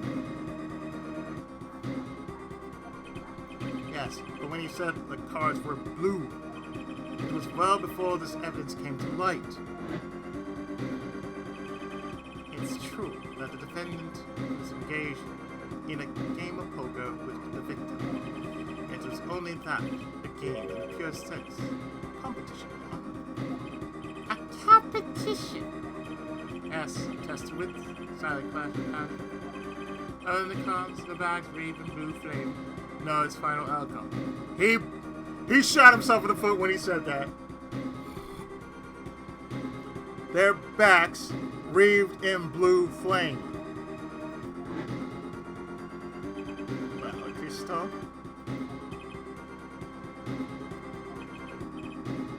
Mr. Calvin. Mr. Calvin? Something the matter? No, nothing. Excuse me, it was just, sudden. Right. You aren't seriously accusing me, are you? Oh, Christoph. You know, even I never take a joke this far. This is getting beyond ridiculous, beyond dumb. This is insanity! This is Ace Attorney, man. The defendant is accusing its own defense attorney of murder? I assure you, I'm quite sane. What possible connection could Mr. Calvin have to the victim? I wasn't aware that I had a connection to Mr. Smith either. Yes, but Mr. Calvin and this victim has never even met. Well, what if they have? Huh? There's a possibility, after all. They may have met that night, before the game started. What are you suggesting? If that's really the truth Mr. Wright was staying silent about, that is one thing to do. Mr. Wright, the defense would like to request that you... The defense would like to request no such thing. Mr. Calvin. Testimonies must relate to the case. How could anything happening before that game of poker be related? I'm not sure I'd follow, Mr. Gavin. As I explained before, the defense believes that Miss Ori. Am I to assume you speak for Mr. Justice in this? He's the defense, not you. Mr. Justice, the matter of Mr. Wright's testimony is up to you. Oh, okay.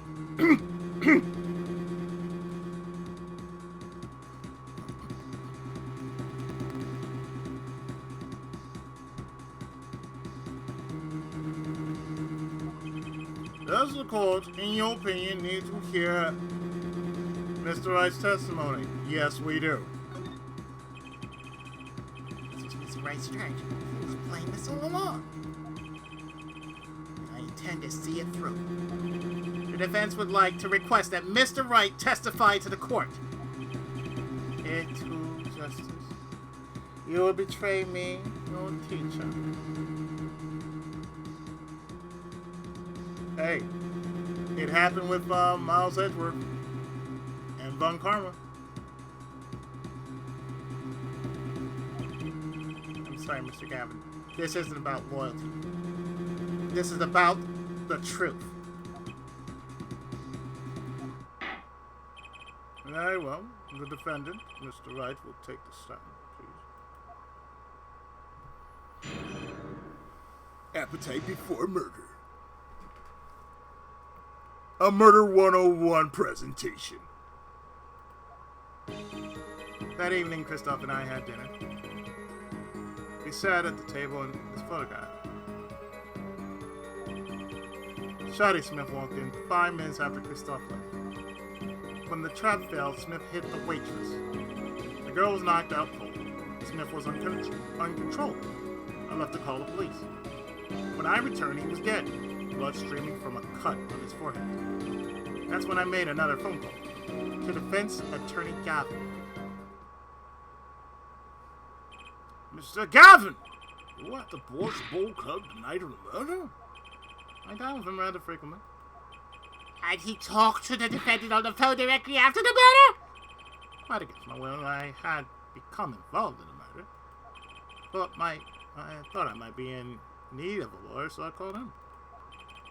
You were planning this all along, weren't you, Wright? Just because you want to drag me into your little murder trial. The only thing I want is the truth. As I did back then, and now.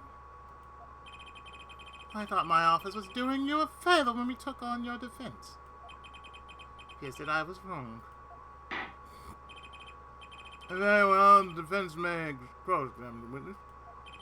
Justice. Sir! He's lying and you're going to expose him. I understood, sir. Mr. Calvin versus Mr. Wright, this can't end well. Why can't I have a normal trial?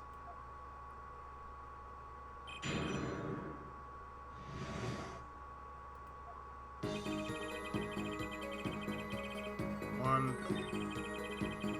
2, 3, 4, 5. Present.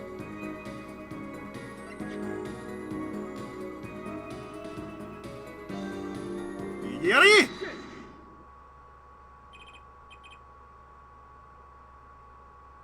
Mr. Wright, if I may. Yeah. Take a look at this photograph of the crime scene. See the victim here? He's wearing a hat. I wouldn't think you could see blood on his forehead. Good point. Justice? Next time you point out an inconsistency, put it in oomph into it. Mr. Wright, can you explain this to the court? I forgot to mention something. I was the one who put that hat on his head. Eh? You put the hat on the dead man's head. You wore it through our entire poker night. After going into blaze, when I returned to the scene, his hair was in full view. Shining bright, just like in the photograph. And I picked his hat up off the floor and put it on his head. Why'd you do a thing like that? All I can say is, I'm sorry. That's the only thing I touched at the crime scene. So, Miss really didn't see it? It being the victim's head. I think not. She was out cold. I believe I was the only one who witnessed his head. Here we go again. Mr. Gavin? Pardon. It just seems that our client's determined to lie his way through this case. He's still a client, isn't he? In any case, please continue the cross-examination. I'm afraid decisive contradictions call for decisive evidence. Oh. Push him harder, Justice. Break him. It's just you and the witness in the ring. Go for the KO! Aw. I know I get the feeling we're not on our client's side anymore.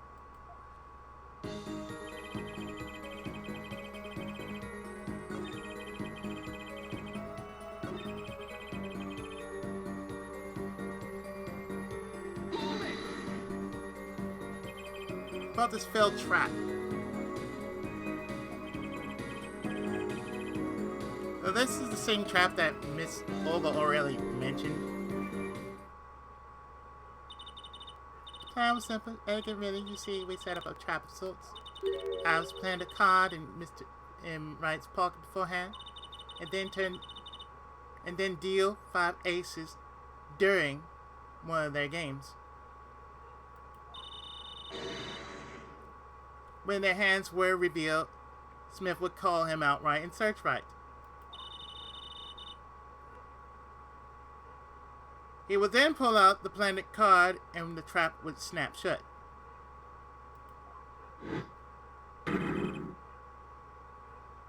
You swapped the cards!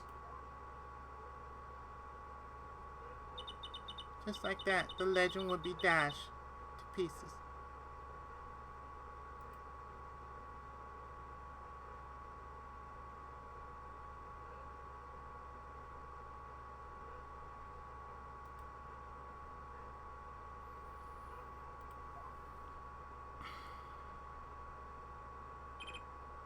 Yes, harmless prank in essence. It was by a quirk of fate that I have discovered. Quack! I happened to put my hand in my pocket, found a card. The card she planted. Yes, I snuck a peek at it and found it was the 5 of Hearts. I had a feeling something might happen, so I disposed of it. Before it came. Suppose. Where? There was an empty bottle of grape juice that I had been drinking right beside me. Throw the card inside the bottle. An empty bottle of grape juice. The murder weapon? Yes, I rolled it up and shoved it in. The colored glass makes it hard to see. A battle witch would be the deceiver and would be deceived. Sounds like a terrific drama. Card inside a murder weapon? That's strange. Did the police miss it in their investigation? Maybe I'll take a look. Mr. Wright, the poker head of court number 3 approves of this battle witch. Please revise your testimony with this new information.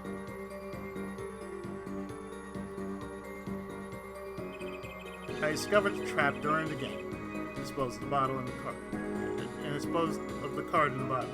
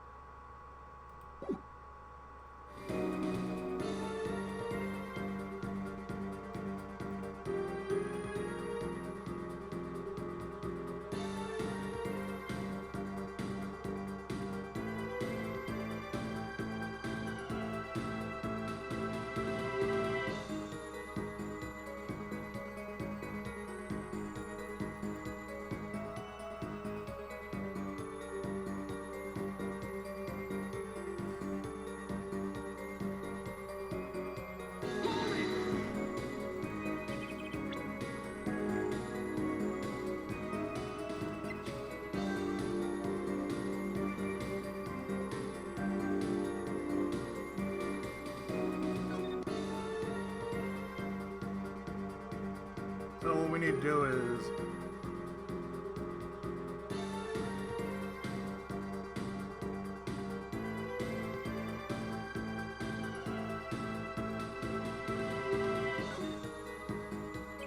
the bottle's completely empty.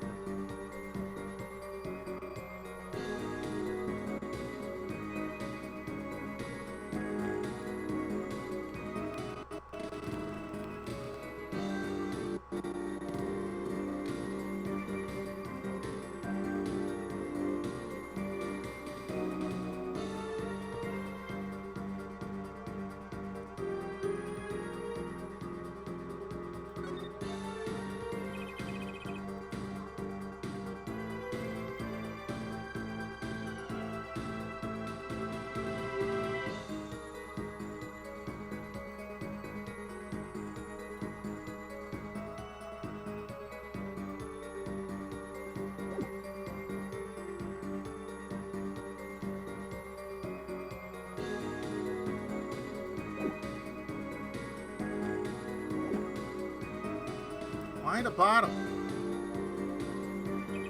I represent my opponent's intent immediately. I'm using entrapment, you see. I knew it was coming. Oh, so you strike first. I like that. I know every trick in the book. They don't work on me. Always when you get lucky and stick your hand in your pocket, they don't.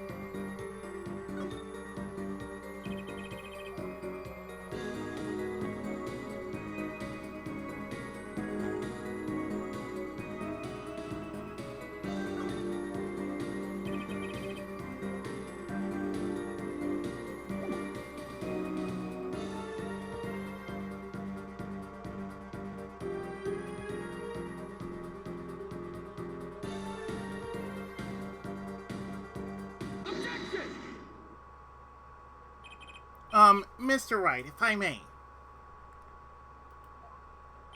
Yes? I've examined the bottle, and I don't see any card in here. Huh. No. What's Mr. Wright? Surely, isn't all you have to say for yourself? Can't say that I know what happened to the card. I did put it in the bottle, however. Huh? Perhaps the fifth person came and took it out. Oh, and a sixth person could have helped. Mr. Gavin, Mr. Rightful Crime. My apologies. I won't have you dispatching our investigation either. We looked inside that bottle. There was nothing. So what's going on? Is Mr. Wright hoodwinking us again? Did the card just disappear? I believe that's enough of that. Mr. Gavin? This witness testimony is more like a travesty. It's riddled with lies. I'm beginning to see how you came to lose your attorney's badge 7 years ago. Well, you certainly have a unique way of treating your clients, Christoph. I never knew. I believe it was you who threw the first stone.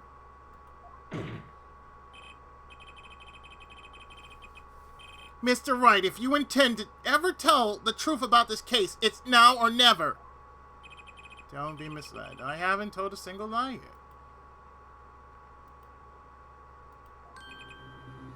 Yeah? When I noticed the trap, I put the card in the bottle to dispose of it. And when I put the hat on the victim's head, let's just say I had a reason for doing that as well.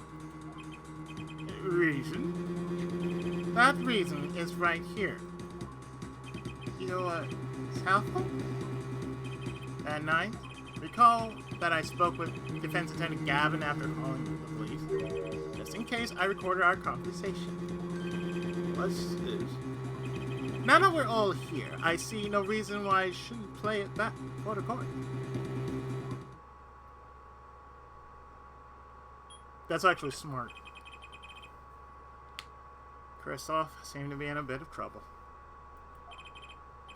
What's this? Game not going well? Something like that. That gentleman who challenged you turned out to be good? Turned out to be dead. Someone hit him. Hard. You mean someone cracked that flawless bone trying to cut it? It wasn't you, was it? Me, please. Cops should be here any minute. I'm in your hands. Should have come to that. Bone china plate? Kind of porcelain. Very shiny, smooth. And not plate, but pate. I believe he was referring to a certain gentleman's balding forehead.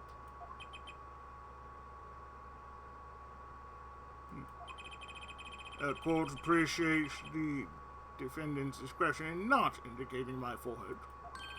Wait a sec. Something's not right about that phone call. So, after Mr. Gavin ate dinner with you, he left the Borscht Bowl Club. Most certainly. Then how do you know? When did he see this bone china pate? Oh, that's right. Yes, that was when I began to see my good friend in a different light. Troubled, I returned to the crime scene. And when I spotted Mr. Smith's head again, I knew exactly what went wrong. Well, Mr. Gavin, the stage has been set. Perhaps you would like to explain this to me. Exactly how did you come by your privileged knowledge of the victim's head? Say, this is your reason. The reason why you put the victim's hat back. Your point, Mr. Gavin, has come down to this, hasn't it? Phoenix Wright.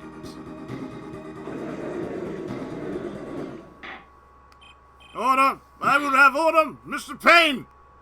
Give me a pastrami. Yes, order. I believe this court has been left with no other choice. Are you prepared to hear defense attorney Gavin's testimony? Well, yes, prosecutor, Very well, we'll break for 10 minutes, after which Mr. Gavin will take the stand for a cross-examination. Are we all clear on that? Yes, sir, Your Honor. Very well, this will be the final recess for the day. 4:20, 2:32. It's all a big joke.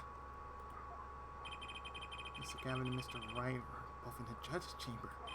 Who would have thought the day would turn out like this? May I? Huh? What? Hello, sir. Please, pick a card. What's all this about? This one okay? Excellent.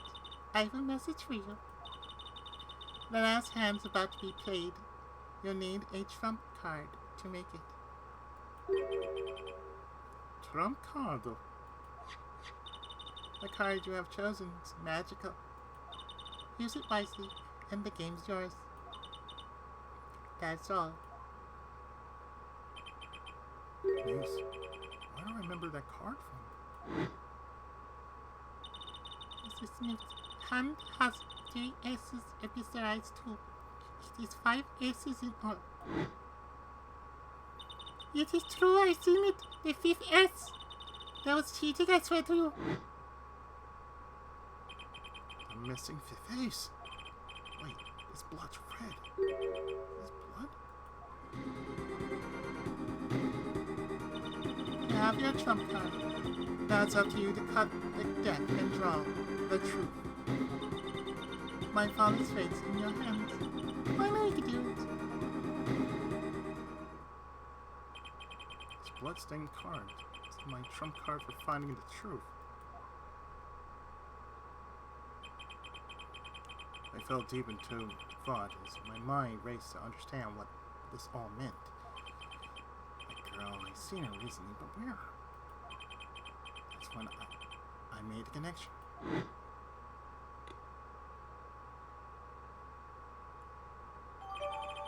The bloody ace!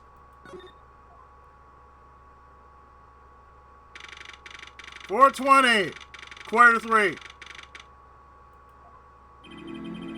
Top of the 9th. Bases loaded. Court will now reconvene. Full count. Defense attorney Christopher Gavin, will you please take stand?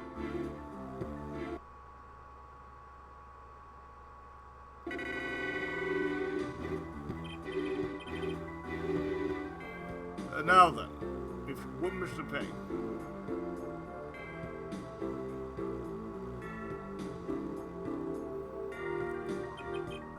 Yes, Your Honor. Wait, Mr.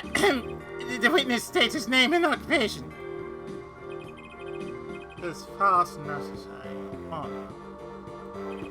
Believe me, far stranger things going on in this courtroom. I know, enough. First, there's one thing we need to have a meeting. How did you know about the secret beneath the victim's hut? By secret, I'm guessing he means the fact that Mr. Smith was bald. Forgive my curiosity, but what is this about this fellow's hut?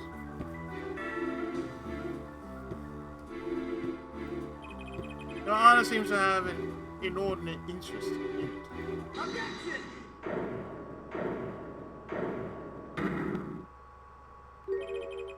I wouldn't call it inordinate, Mr. Gavin.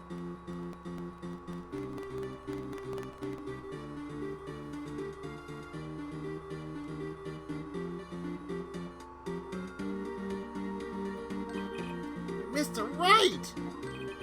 What do you think you're doing, Wright? Wow. They sure look different from the other side. Know what I mean, Paul? Yeah, he's the one in the coach stand and Apollo's in the ring. While, you know, in previous games, the last 3 games, he's always been the front but never in the back. He's in the back and not in the front. Yeah, that's what it seems like. What? I learned this from Mia. What?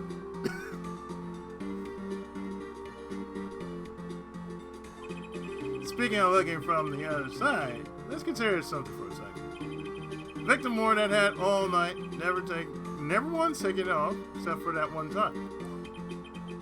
That one time being the instant he was hit. Oh! When Mr. Wright returned from reporting the crime, the hat was lying on the floor. Mr. Wright picked it up and placed it on the victim's head. In other words, in order to have seen Mr. Smith's bald head, you would have had to be at the scene of the crime at the time of the crime. In other words, you would have to be the real criminal. Is that what you're trying to say? Not bad upon him.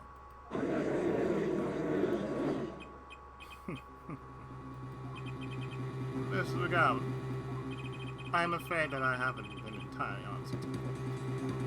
Well, Buzz? oh, I assure you, I have never. I did it to protect my client, Mr. Wright. Yet, I'm afraid in the current situation I see little reason to hide anything. Very well. Allow me to tell you the truth of what happened that night. Irene, you may begin your testimony. Tell us, how were you involved in the events of that fateful night?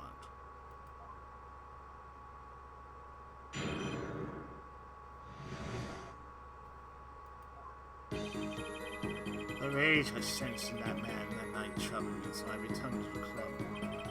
I went down to the basement and peeked in through the little window to the hideout. It must have been right after the murder took place. The victim was dead, as he appears in the photo. Bald head, unconscious down in right, holding a bottle in his hand. I should have said it was not the best place for me to be at the time, so I did. That's when the call came from Wright. So you witnessed the murder? For better or worse, I missed the actual moment of the deed. Mr. Gavin, may I remind you that you are on Mr. Wright's defense team. Your testimony is clearly disadvantageous to your client. What else could I say? I'm standing on the witness stand, after all. So you are, Mr. Gavin. And you had to testify as you just did. You had to tell them you saw the scene of the crime through that little window. Mr. Wright? You had to say that. Because that was the only probable window of opportunity. Right, Apollo? And Mr. Wright, the defense should do the cross-examination, not the defendant. Mr. Justice, are you prepared? Yes, Your Honor. I can't believe I'm going up against Mr. Gavin. This trial's getting weirder and weirder. Welcome to the world of Ace Attorney, kid. It's Yakten Saibon all day, every day.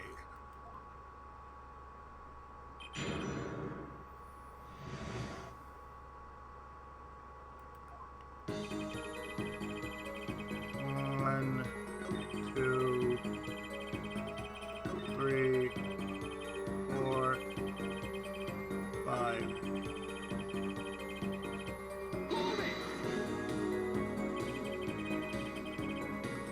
Those were the only 3 at the scene of the crime. Yes, as far as I'm informed. And he went back where he started. The killer was the defendant, Felix Wright, who else could have been? But why did you talk to the police? For 2 reasons. First, I didn't actually witness the very moment of the crime. Second, my office was asked to defend Wright. Even after seeing what I had seen, I couldn't abandon my friend. There must have been someone else there at the moment of the crime. Just as I just said, I saw no soul. But that goes against what Mr. Wright said. Ah, yes, this mysterious fourth person. Who would conveniently be the real killer, I suppose? Glad to see we agree, Mr. Gavin. Let me pose a question. Tell me, what possible reason the real killer had to swap cars in the victim's hand?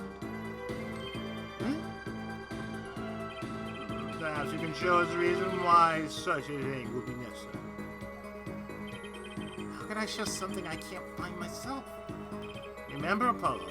The car that was swapped out of was the face. The face, right. Mr. Justice, the question of why the killer would swap out the car has been raised. Can you point to a reason? Yep. It's now or never. The defense would like to present evidence to the court.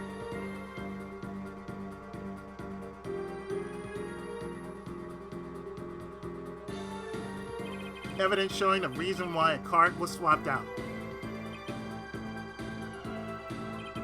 Go ahead and point out your reason, Mr. Justice. Why did the killer take the fifth ace?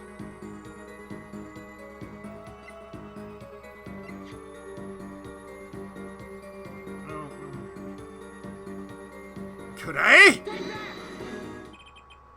My reason is, this. Is that an ace? Why, it's got blood on it! Right next to the spade. What? This is insane. Why wasn't I told about this? Why? Could this be the missing fifth ace? Inconceivable. How could you? What are you doing with that card? That's the thing. Why is Mr. Garrett so upset? It's just a fishy card from some fishy girl. Oh, that card! It's mine. That is, I picked it up at the Borscht Bowl Club that night after the murder had occurred. Gave it to my daughter. Cards were stock in trade after all. No! No! Impossible! Unacceptable! This court cannot accept this evidence as a fraud! A fraud? How can you be so sure? What? I would think the only person who could claim it was a fraud would be the one who took the real car from the crime scene, the real killer. Allow me to elaborate. What if this trace of blood was the reason? The reason for the killer to take the card from the scene of the crime? Where are you going with this? Take another look at the photo. And at the victim's hand. At the moment of the crime, his hat fell to the floor. And a trickle of blood ran from his forehead down to the back of him. Couldn't be a drop of that blood. Couldn't a drop of that blood have fallen on one of the cards? I suppose. The killer then took the card to hide the blood. Regardless, that evidence is non-permissible. Oh. Right? Regardless of how you wasted the last 7 years, you used to be a lawyer. You know what a serious crime is to consider evidence. Oh, we can discuss the finer points of our legal system later. What's important now is that I've answered your question. What are you talking about? You want to know why the killer would have taken the card from the crime scene. And now I've told you. That one drop of blood would have been decisive evidence, you see. This is baseless conjecture, baseless!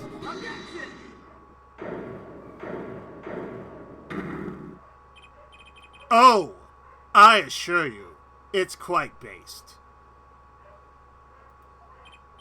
What? It's amazing, really. How a single drop of blood on a single card can lead us to the truth. Quite simple. Well, Polo. Yeah? Try picturing the scene of the crime. In your head. I like the visual effects in the 3DS version. Murder took place in the hideout. Body of the luckless victim was found at the poker table.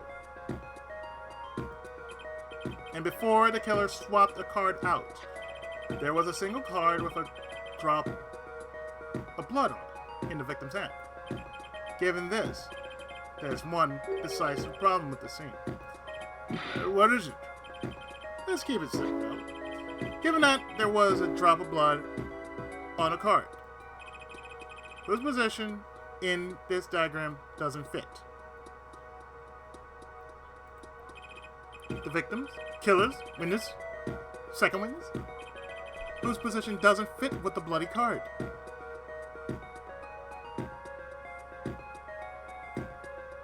Yeah, it's this right here. This kind of shit don't make sense right here.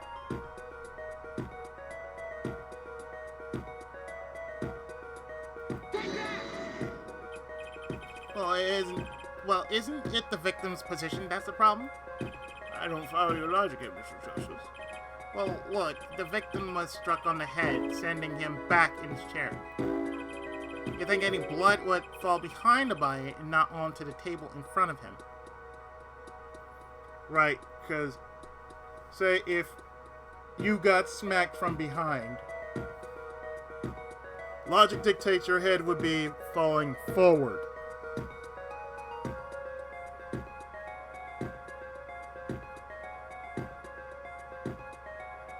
You would never fall back unless if somebody were to hit you from the side. And say if somebody hit you right on the gullet, that would downright kill you. You attack the throat, so it's like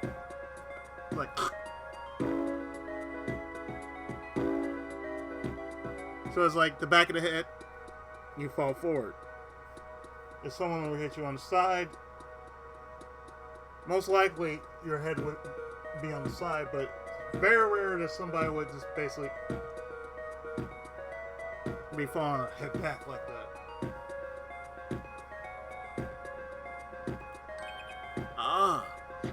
Hey, take a look at the photo again.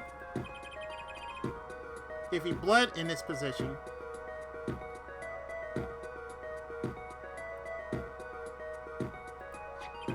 the blood would fall on the floor, not on the cards.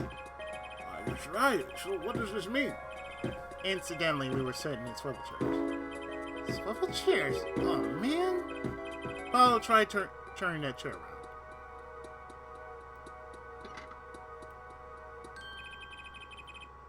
There you go.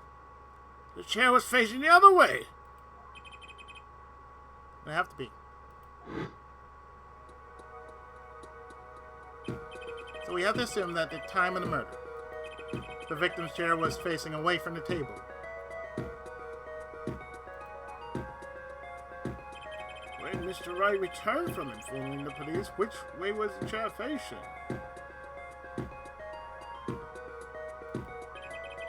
When I came back to the room, the body was facing as it was seen in the photo. That would mean the killer turned the chair back around. Let's take next step. Look at the diagram once more. We know that the victim was facing away from the table at the time of murder. But this creates another significant contradiction. Again! Let's test your reasoning skills again, shall we? Apollo, whose location on this diagram contradicts our new understanding of the crime? The victims, killers, witness, second witness, whose location creates a contradiction if the victim was facing away.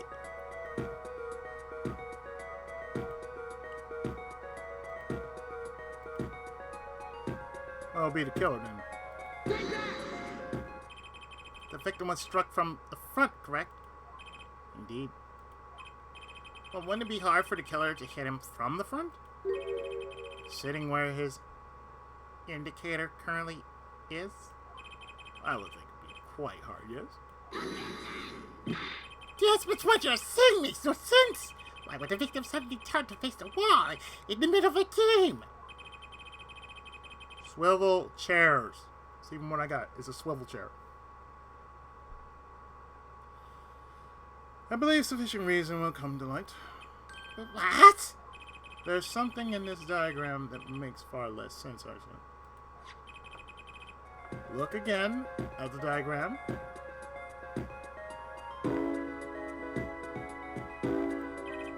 Well, the victim was struck while he was sitting, as shown here, where would his assailant be standing? I'm marking on the diagram. But there's no room to put a mark where the killer should be. Don't worry, let's think it through and see what we find. We know the victim was facing toward the wall at the time of the crime. That's the only thing we know for sure. Try to forget about everything else. Where would the killer have to be standing to strike our victim from the front?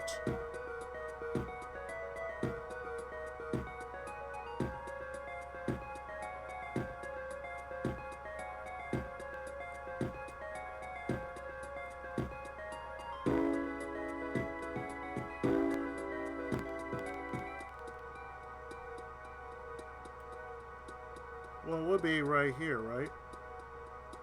I mean, that's the only way you could smash somebody, you know, dead on, right there. You have to be right in front to smash his head.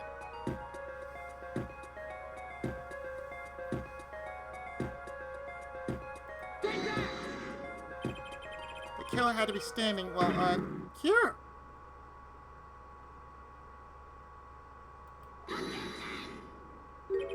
You just posed for flair, but that's all you did. I thought I was onto something here, too. I hardly need to point out that standing there would be impossible. The victim's facing a solid cupboard. Or are you claiming the killer climbed the cupboard and hit him from above? Ha! Simple logic, really. If this was the only place the killer could have been standing, then that means, at the very moment of the crime... Wait, I know. At the moment of the crime, the cupboard wasn't there. What's this now? I mean, that's no explanation, right, Mr. Gavin? He knows he's right. Your Honor, I have a suggestion for the defense. We should arrange to examine the cupboard in the hideout immediately. Hey, send a team to the crime scene immediately. I've been trying to move the cupboard. Your Honor. What? There's one more thing your men should look for. Please give this to the bailiff. Yes, I see. You do belong in the courtroom after all, Mr. Wright. I do my best. It's like, yeah. But let's forge ahead here while we wait. Look at the diagram once again. It's been changed. If the killer was standing here at the time of the crime, then the cupboard wasn't here, which means Apollo tried moving the cupboard.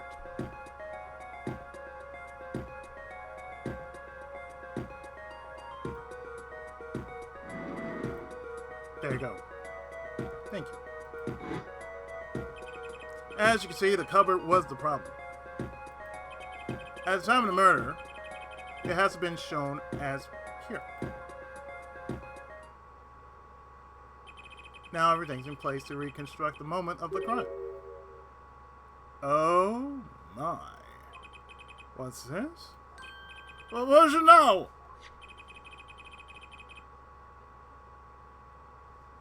Look at the diagram of the crime scene once more. We're going to be doing this for a while. Here's we found yet another contradiction. What I believe to be the final contradiction. In fact. Oh, dang. I know something, Apollo. Our line deduction is rapidly approaching its logical conclusion. Now then, Mr. Justice, please point to the new contradicting indicator. Is it the victim, the killer, witness, second witness?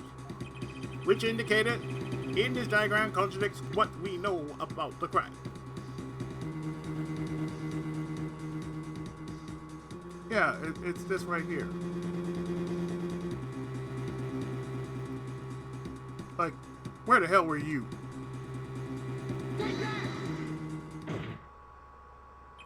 About this cupboard. Are we all okay with assuming it was moved? Sure, why not? Well, if it was, something really doesn't fit. The cupboard would completely cover up the window to the stairs.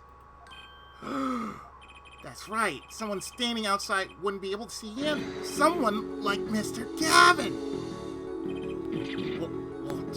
What did you say? Oh? Is the coolest defense in the West, losing his... Don't expect me to play along with your little game, right? But you already are. It's only a game until someone gets killed, Mr. Gavin. Then it becomes murder. And someone was... while the window to that room was blocked by a cupboard. So, Mr. Gavin, perhaps you'd like to explain to the court. Exactly. Where did you witness the crime scene from?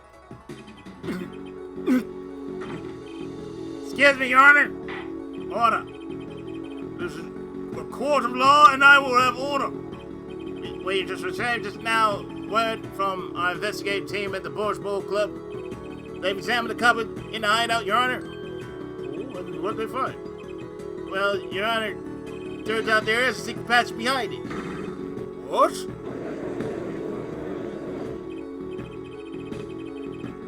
Yes, I believe I mentioned something of the sort before. This is the one of kind tricks of the room that many of our regulars know about.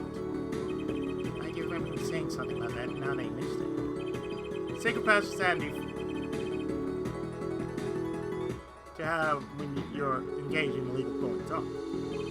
You never know when you might need to duck away from the eyes of the law. So we don't have secret passage. Where does it go? Their side connects to the restaurant above.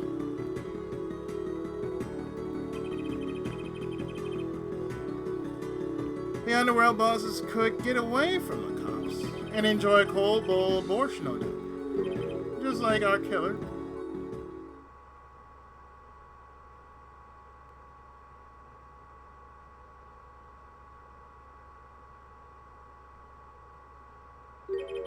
You see where our line of simple deductive reasoning has led us above.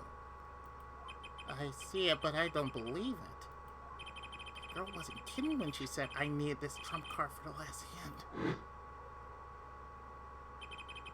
At the time of the murder, the window was blocked and the victim's hat was only off his head for the few minutes between Mr. Smith's murder and Mr. Wright's return from calling the cops. In other words, the only place anyone could have seen the victim's bald head was from inside the hideout. Wow, Mr. Gavin? Come on, say something. Dare I ask what's really happened that night? Actually, I think we can probably figure it out ourselves at this point. That night, for whatever reason, our killer had a date with Mr. Smith. A date with destiny. Yes, Crackerjack. There he crouched, hidden in the secret passageway behind the cupboard, holding his breath, waiting for just the right moment. Then the chance came, and he took it.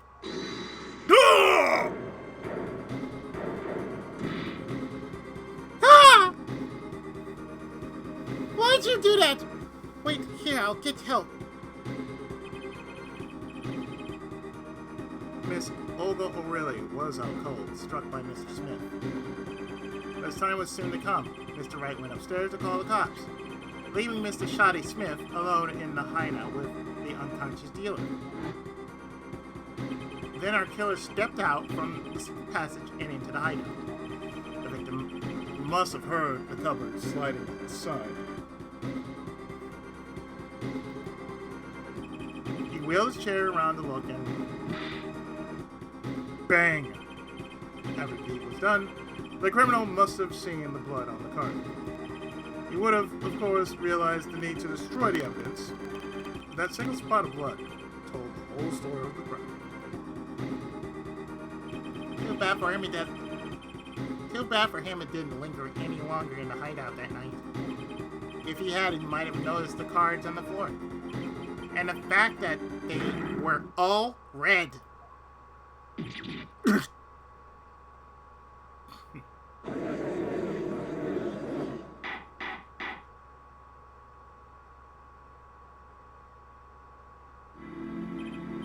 It seems that is has taken yet another turn. I'm truly sorry I had to see this day come,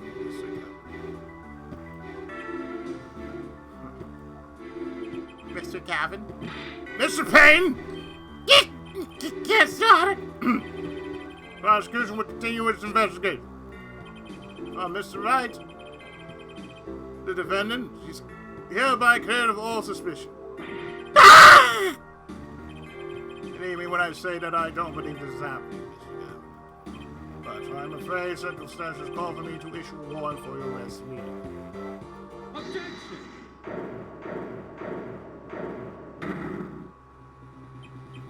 Oh, no need to apologize. I rather enjoyed myself. It's not every day you get to witness a legendary attorney's dirty tactics firsthand. Your point, Mr. Gavin. Frankly, Your Honor, I'm shocked that a person your caliber would be taken in by such a low-grade parlor trick. And, excuse me, defendant cleared of all suspicion. This hardly the time for you jokes, Your Honor. Mr. Wright hasn't proven anyone's guilt or innocence yet. What he has done is use illegal evidence to put the blame on someone else. And not just anyone, but me, his own defense attorney. Illegal evidence. Let me ask you, Mr. Gavin. Is there still any reason at present to suspect me of wrongdoing? Of course. It's bottle, for instance. The bottle of grape juice Mr. Wright was drinking. How do you intend to explain the way the fingerprints went away? And not just any fingerprints. Am I right, Mr. Payne? Actually, yes. The fingerprints on the bottle were, upside down. I seem to recall this being an issue earlier. The court, in this case, demanded an explanation. I can think of only one reason why one would hold a bottle upside down. And that is to hit someone with the bottom of the bottle. Well, Your Honor. See how the codfish swims through ice? Well, Paula? Yeah? Your boss seems awfully concerned about this bottle still. I'm sure you can come up with a suitable explanation. Just like that. Yeah, just like, why? Why would anyone grab a bottle upside down and then Don't let him trick you into thinking his explanation is the only legitimate one. Is there really another? Take another look at the court record. I believe you'll find a simple answer there, in plain sight. How about you just say the answer in plain words? I'll be hasty to deliver a verdict with unanswered questions indeed. Well, Mr. Justice. Mr. Gavin said that to the court. In this case, demand an explanation. Don't worry, justice won't leave until justice is done. Perhaps the defense for casual night in the court. What evidence do you have to explain why the fingerprints on the bottle is upside down?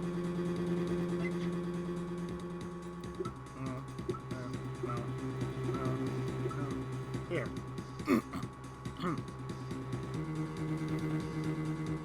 Now, could I?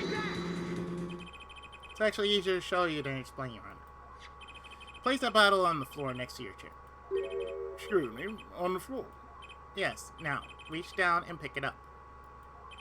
Without getting out of your chair. You see? You naturally go to pick the bottle by its neck. With your fingers upside down.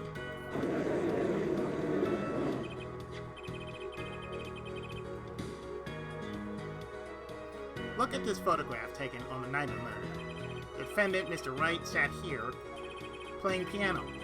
Bottles of grape juice on the floor on the side of his piano bench. He would have naturally picked up the bottles upside down several times. Because he's drinking it. And basically, when you drink a bottle, and I don't have my webcam on, but it's like I have my Pepsi bottle right in my hand. If I had some Pepsi and I'm drinking it, I'm gonna be doing the same thing. Picking it up, just holding it. Have the cap snapped off, and I'm drinking it. And I'm taking like a couple of sips every so often.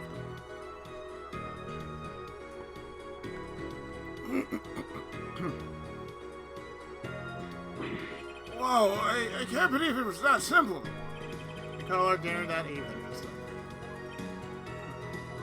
I was drinking my usual juice then too. Basically, you used the bottle on the table to do the deal. But then you must have remembered. So you went to pick up one of the bottles from under the piano. And you switched the bottles. You took one of Mr. Wright's bottles and made it look like the murder weapon.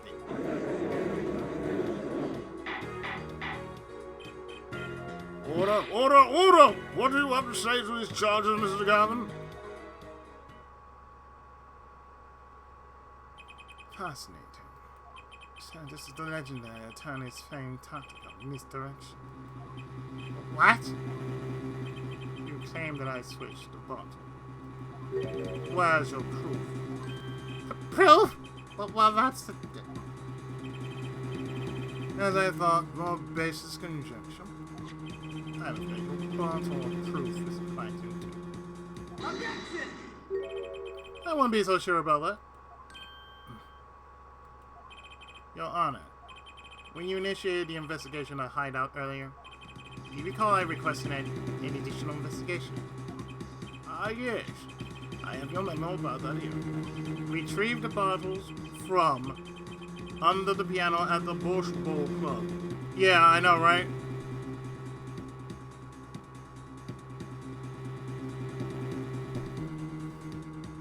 Normally, if I'm drinking something,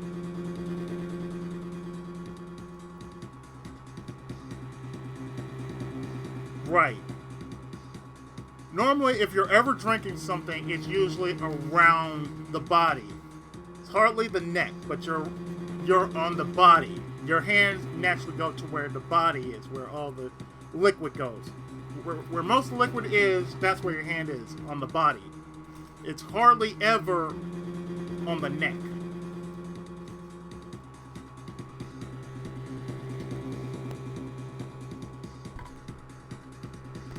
So it's about the same thing.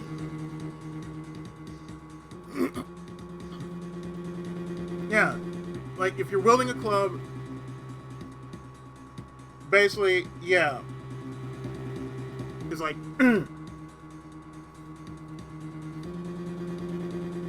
you basically got 3 fingers holding basically, well, in the case it might be 3 or 4 or all your fingers, and you're holding the hilt.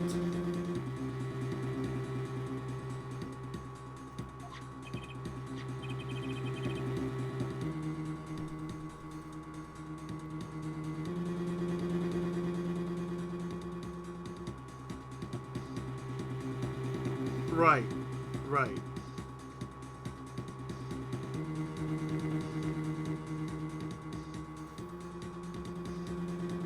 But most times when you're picking up a bottle, it's like your hand is naturally just like right there. Your thumb is going to be right at the top. Your trigger finger is going to basically twist it off. So you got your thumb and your trigger finger. And you twist it off. Just to pop the cap.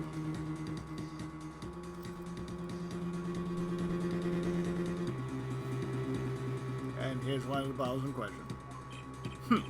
What are you going to do? What are you going to dust that for fingerprints too? I would be surprised if any of were on that but his. Mr. Gavin probably wouldn't make such a novice mistake true. But that bottle won't bear a trace of anything. Say, Yeah? why don't you go ahead and examine that bottle? But why? Just humor me. Mr. Wright, That bottle will solve this case once and for all. Precisely. Precisely.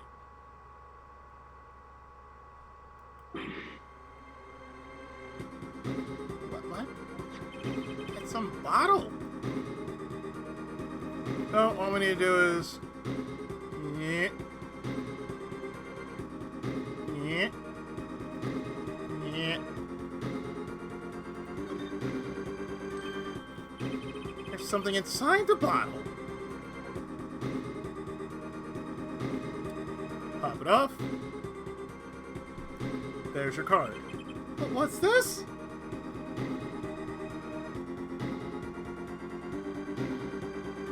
Right. And most times when I'm drinking, I'm usually like in claw mode. So whenever I'm drinking something, it's always in claw mode. My pinky would be in. It wouldn't be out. It'd be in. It'd be rare occasions when my pinky would go out. But most times it's in. Or if I have my cup, I'm just drinking it with the pinky out. What's this? Can't be. Recall that unpleasant woman's testimony for a moment. Miss Olga Aurelia? Yes, our little swindling Volchka. That man, I played the card like I was supposed to. And Wright lost the last hand just like he was supposed to. Then Smith searched him. But the planted card was gone. Trap failed. Wait, this is... You're telling me that this is the planet card you disposed of? The one you mentioned in this piece of testimony. I happened to put my hand in my pocket and found a card. Yes, I snuck a peek at it and found it was the 5 of hearts. Had a feeling something might happen, so I disposed of the card before the game. Dispose? Well, there was an empty bottle of grape juice I had been drinking right beside me. I threw the card inside the bottle. His bottle of grape juice. The 5 of hearts. This is the card. The bottles were swapped. And the only one who could have done that was the 4th person in the club that night. You, Mr. Christoph Gavin.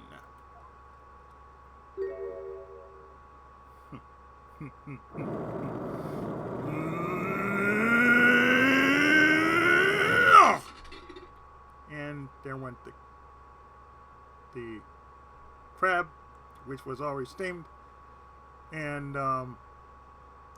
we're all shocked by that. That is all.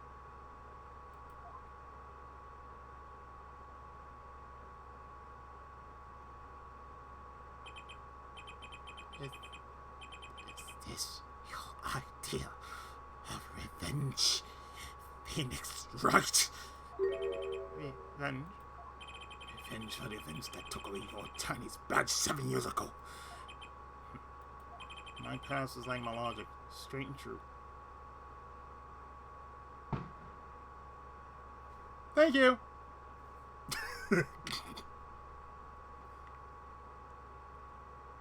And how loud it just boomed. Nothing's changed. All I did was point the finger of justice in the proper direction.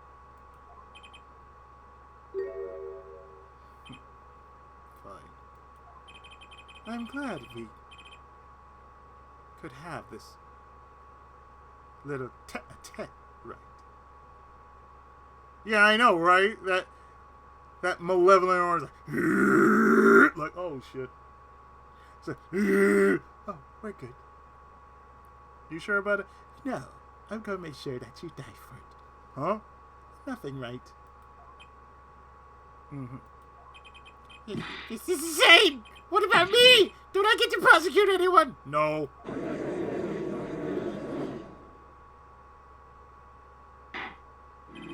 I believe this time we've finally come to the end of of our trial. Mr. Payne, do you have a report for us on chestofobscurity? He submitted everything. We're processing his arrest now. I see. Still, one has to wonder why he had to do such a thing. He didn't have connection to the victim, did he? Not enough. Mr. Wright, have you anything to add? I'm afraid I can't shed any more light on the matter. About this victim, Mr. Shoddy Smith. Yeah, Crackerjack. His occupation was listed as traveler, blues traveler. All professionally sure. That's all we know about him. I arrange a follow-up investigation, Your Honor. Good. Mr. Wright, Yeah? 7 years. You still haven't lost your touch. Chestofobscurity was a man of much significance for me, both as friend and lawyer. He was extremely talented, to be sure. I needed 2 things before I could confront him. First was a place where no injustice could be tolerated. This courtroom. Second was a man who would tolerate no injustice. A man by the name of Justice. In other words, the defense attorney. You, Apollo. Me? Your last name, boy. This is a dark time for our legal system. No shit! The twisting of justice brought on by our own very initial trial system. We have to set it right. Mr. Wright. Our work lies ahead of us, and I, for one, am looking forward to it. Well, it seems like a good time to announce the verdict. This court finds the defendant, Mr. Phoenix Ryuichi Wright, not guilty!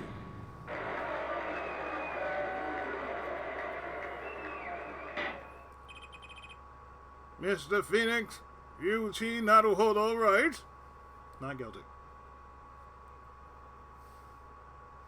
Court's adjourned.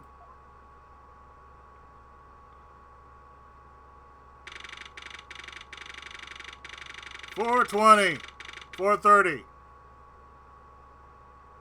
It's almost 5 o'clock. Thanks, Paul.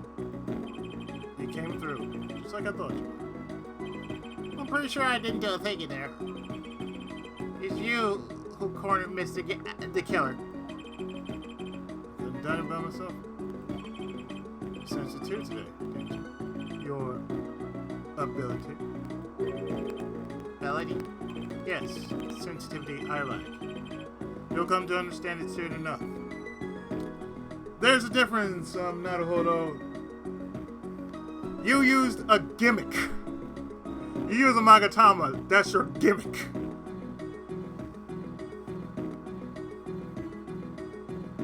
So you have gimmick versus ability. Yeah, you got gimmick. He has ability. Wait, I wonder if he means... I have one question for the witness then. You say you saw the moment the defendant hit the victim. Is this true? Of course it's true. It's this weird vibe I'm getting.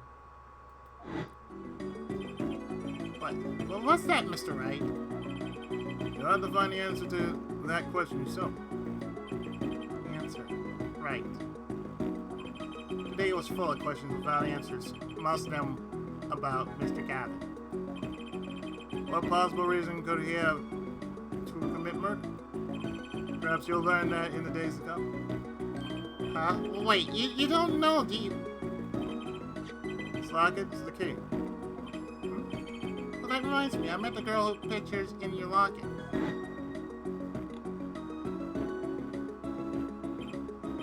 Your daughter, right? That's right. She's my daughter. The real question is, who's the mom? You know, you were right about this. You were right about this. Eh? I took this off his neck the night he died.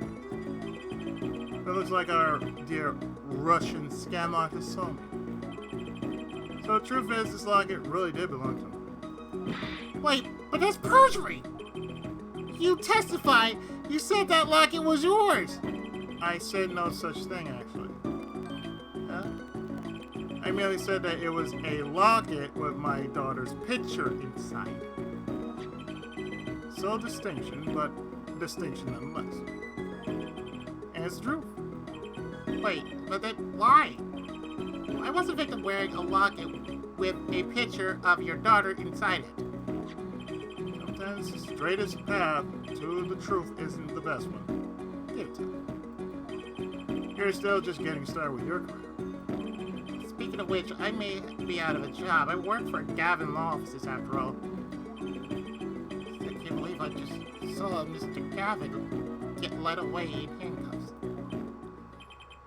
Oh, Yeah? how about coming to work for me? Eh? You mean at the right company law offices? I mean, there's not a single attorney in my generation that doesn't know it. Well, I can't imagine that to be true, but... Wait, but didn't you... You're not... Oh, I turned in my badge, yes. I'm not an attorney anymore. Oh, but that happens somewhere down the line in which he does return to being an attorney.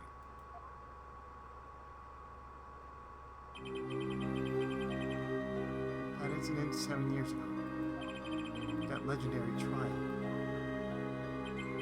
And at the middle of it all was one man. Naruhodo Ryuichi.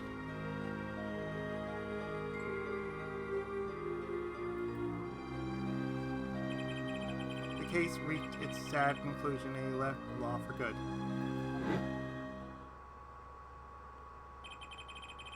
Have you ever thought about coming back to the courts? I'm not qualified to stand in a court of law, I'm afraid. Did you notice in today's trial? There was a single piece of forged evidence. Forged evidence? What are you talking about? Talking about the evidence that shouldn't have existed. A naughty magician's trick. One piece of evidence struck me as odd, it's true. It seemed, well, too perfect. I bet it was this forged evidence. Yeah, the bloody ace. Yeah, that, right? You mean this, don't you?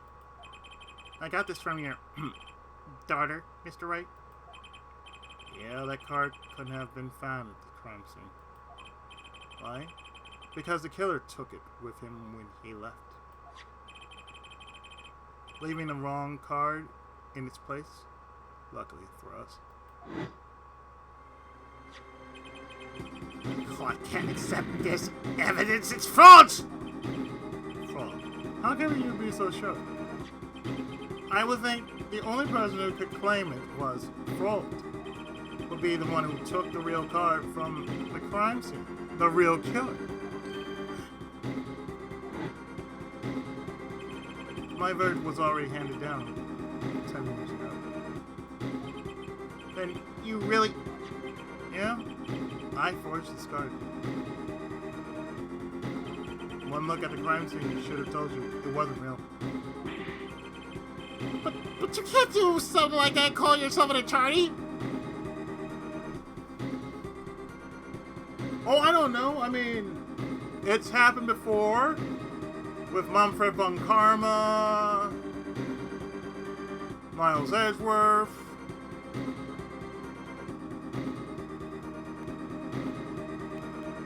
Oh, I'm pretty sure anyone who isn't anyone in a court of law hasn't really thought of doing this. Oh, yeah. This calling themselves an attorney, Apollo. So it's true. The rumor is true! 7 years ago. None of that matters much now, does it?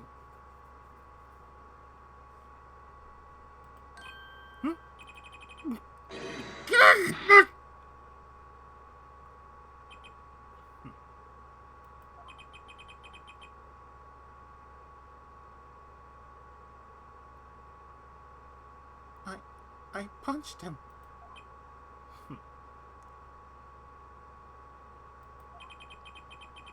It's your story from here on out, It's your story from here on out, Apollo. Perhaps I can help you. Turn the next page. My office address. Drop in if you like. Mr. Wright. Oh, about your uppercut? Try yelling, "Karate!" next time. I find it packs a little more punch. I heard a Shoryuken! And Apollo, thanks for day. I had a good time.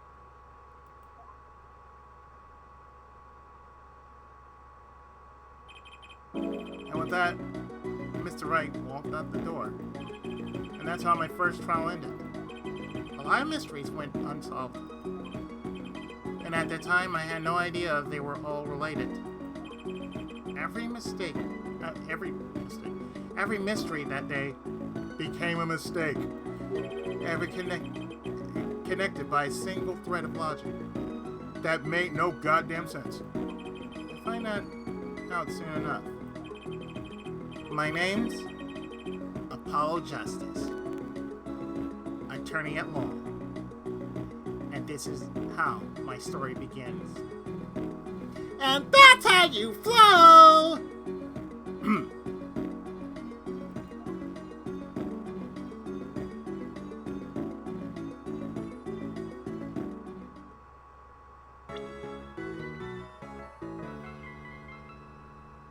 So we've unlocked Chapter 2, Turnabout Corner. So I'm definitely going to save. And with that, I am going to call this a stream. So, I'll turn the doorbells in.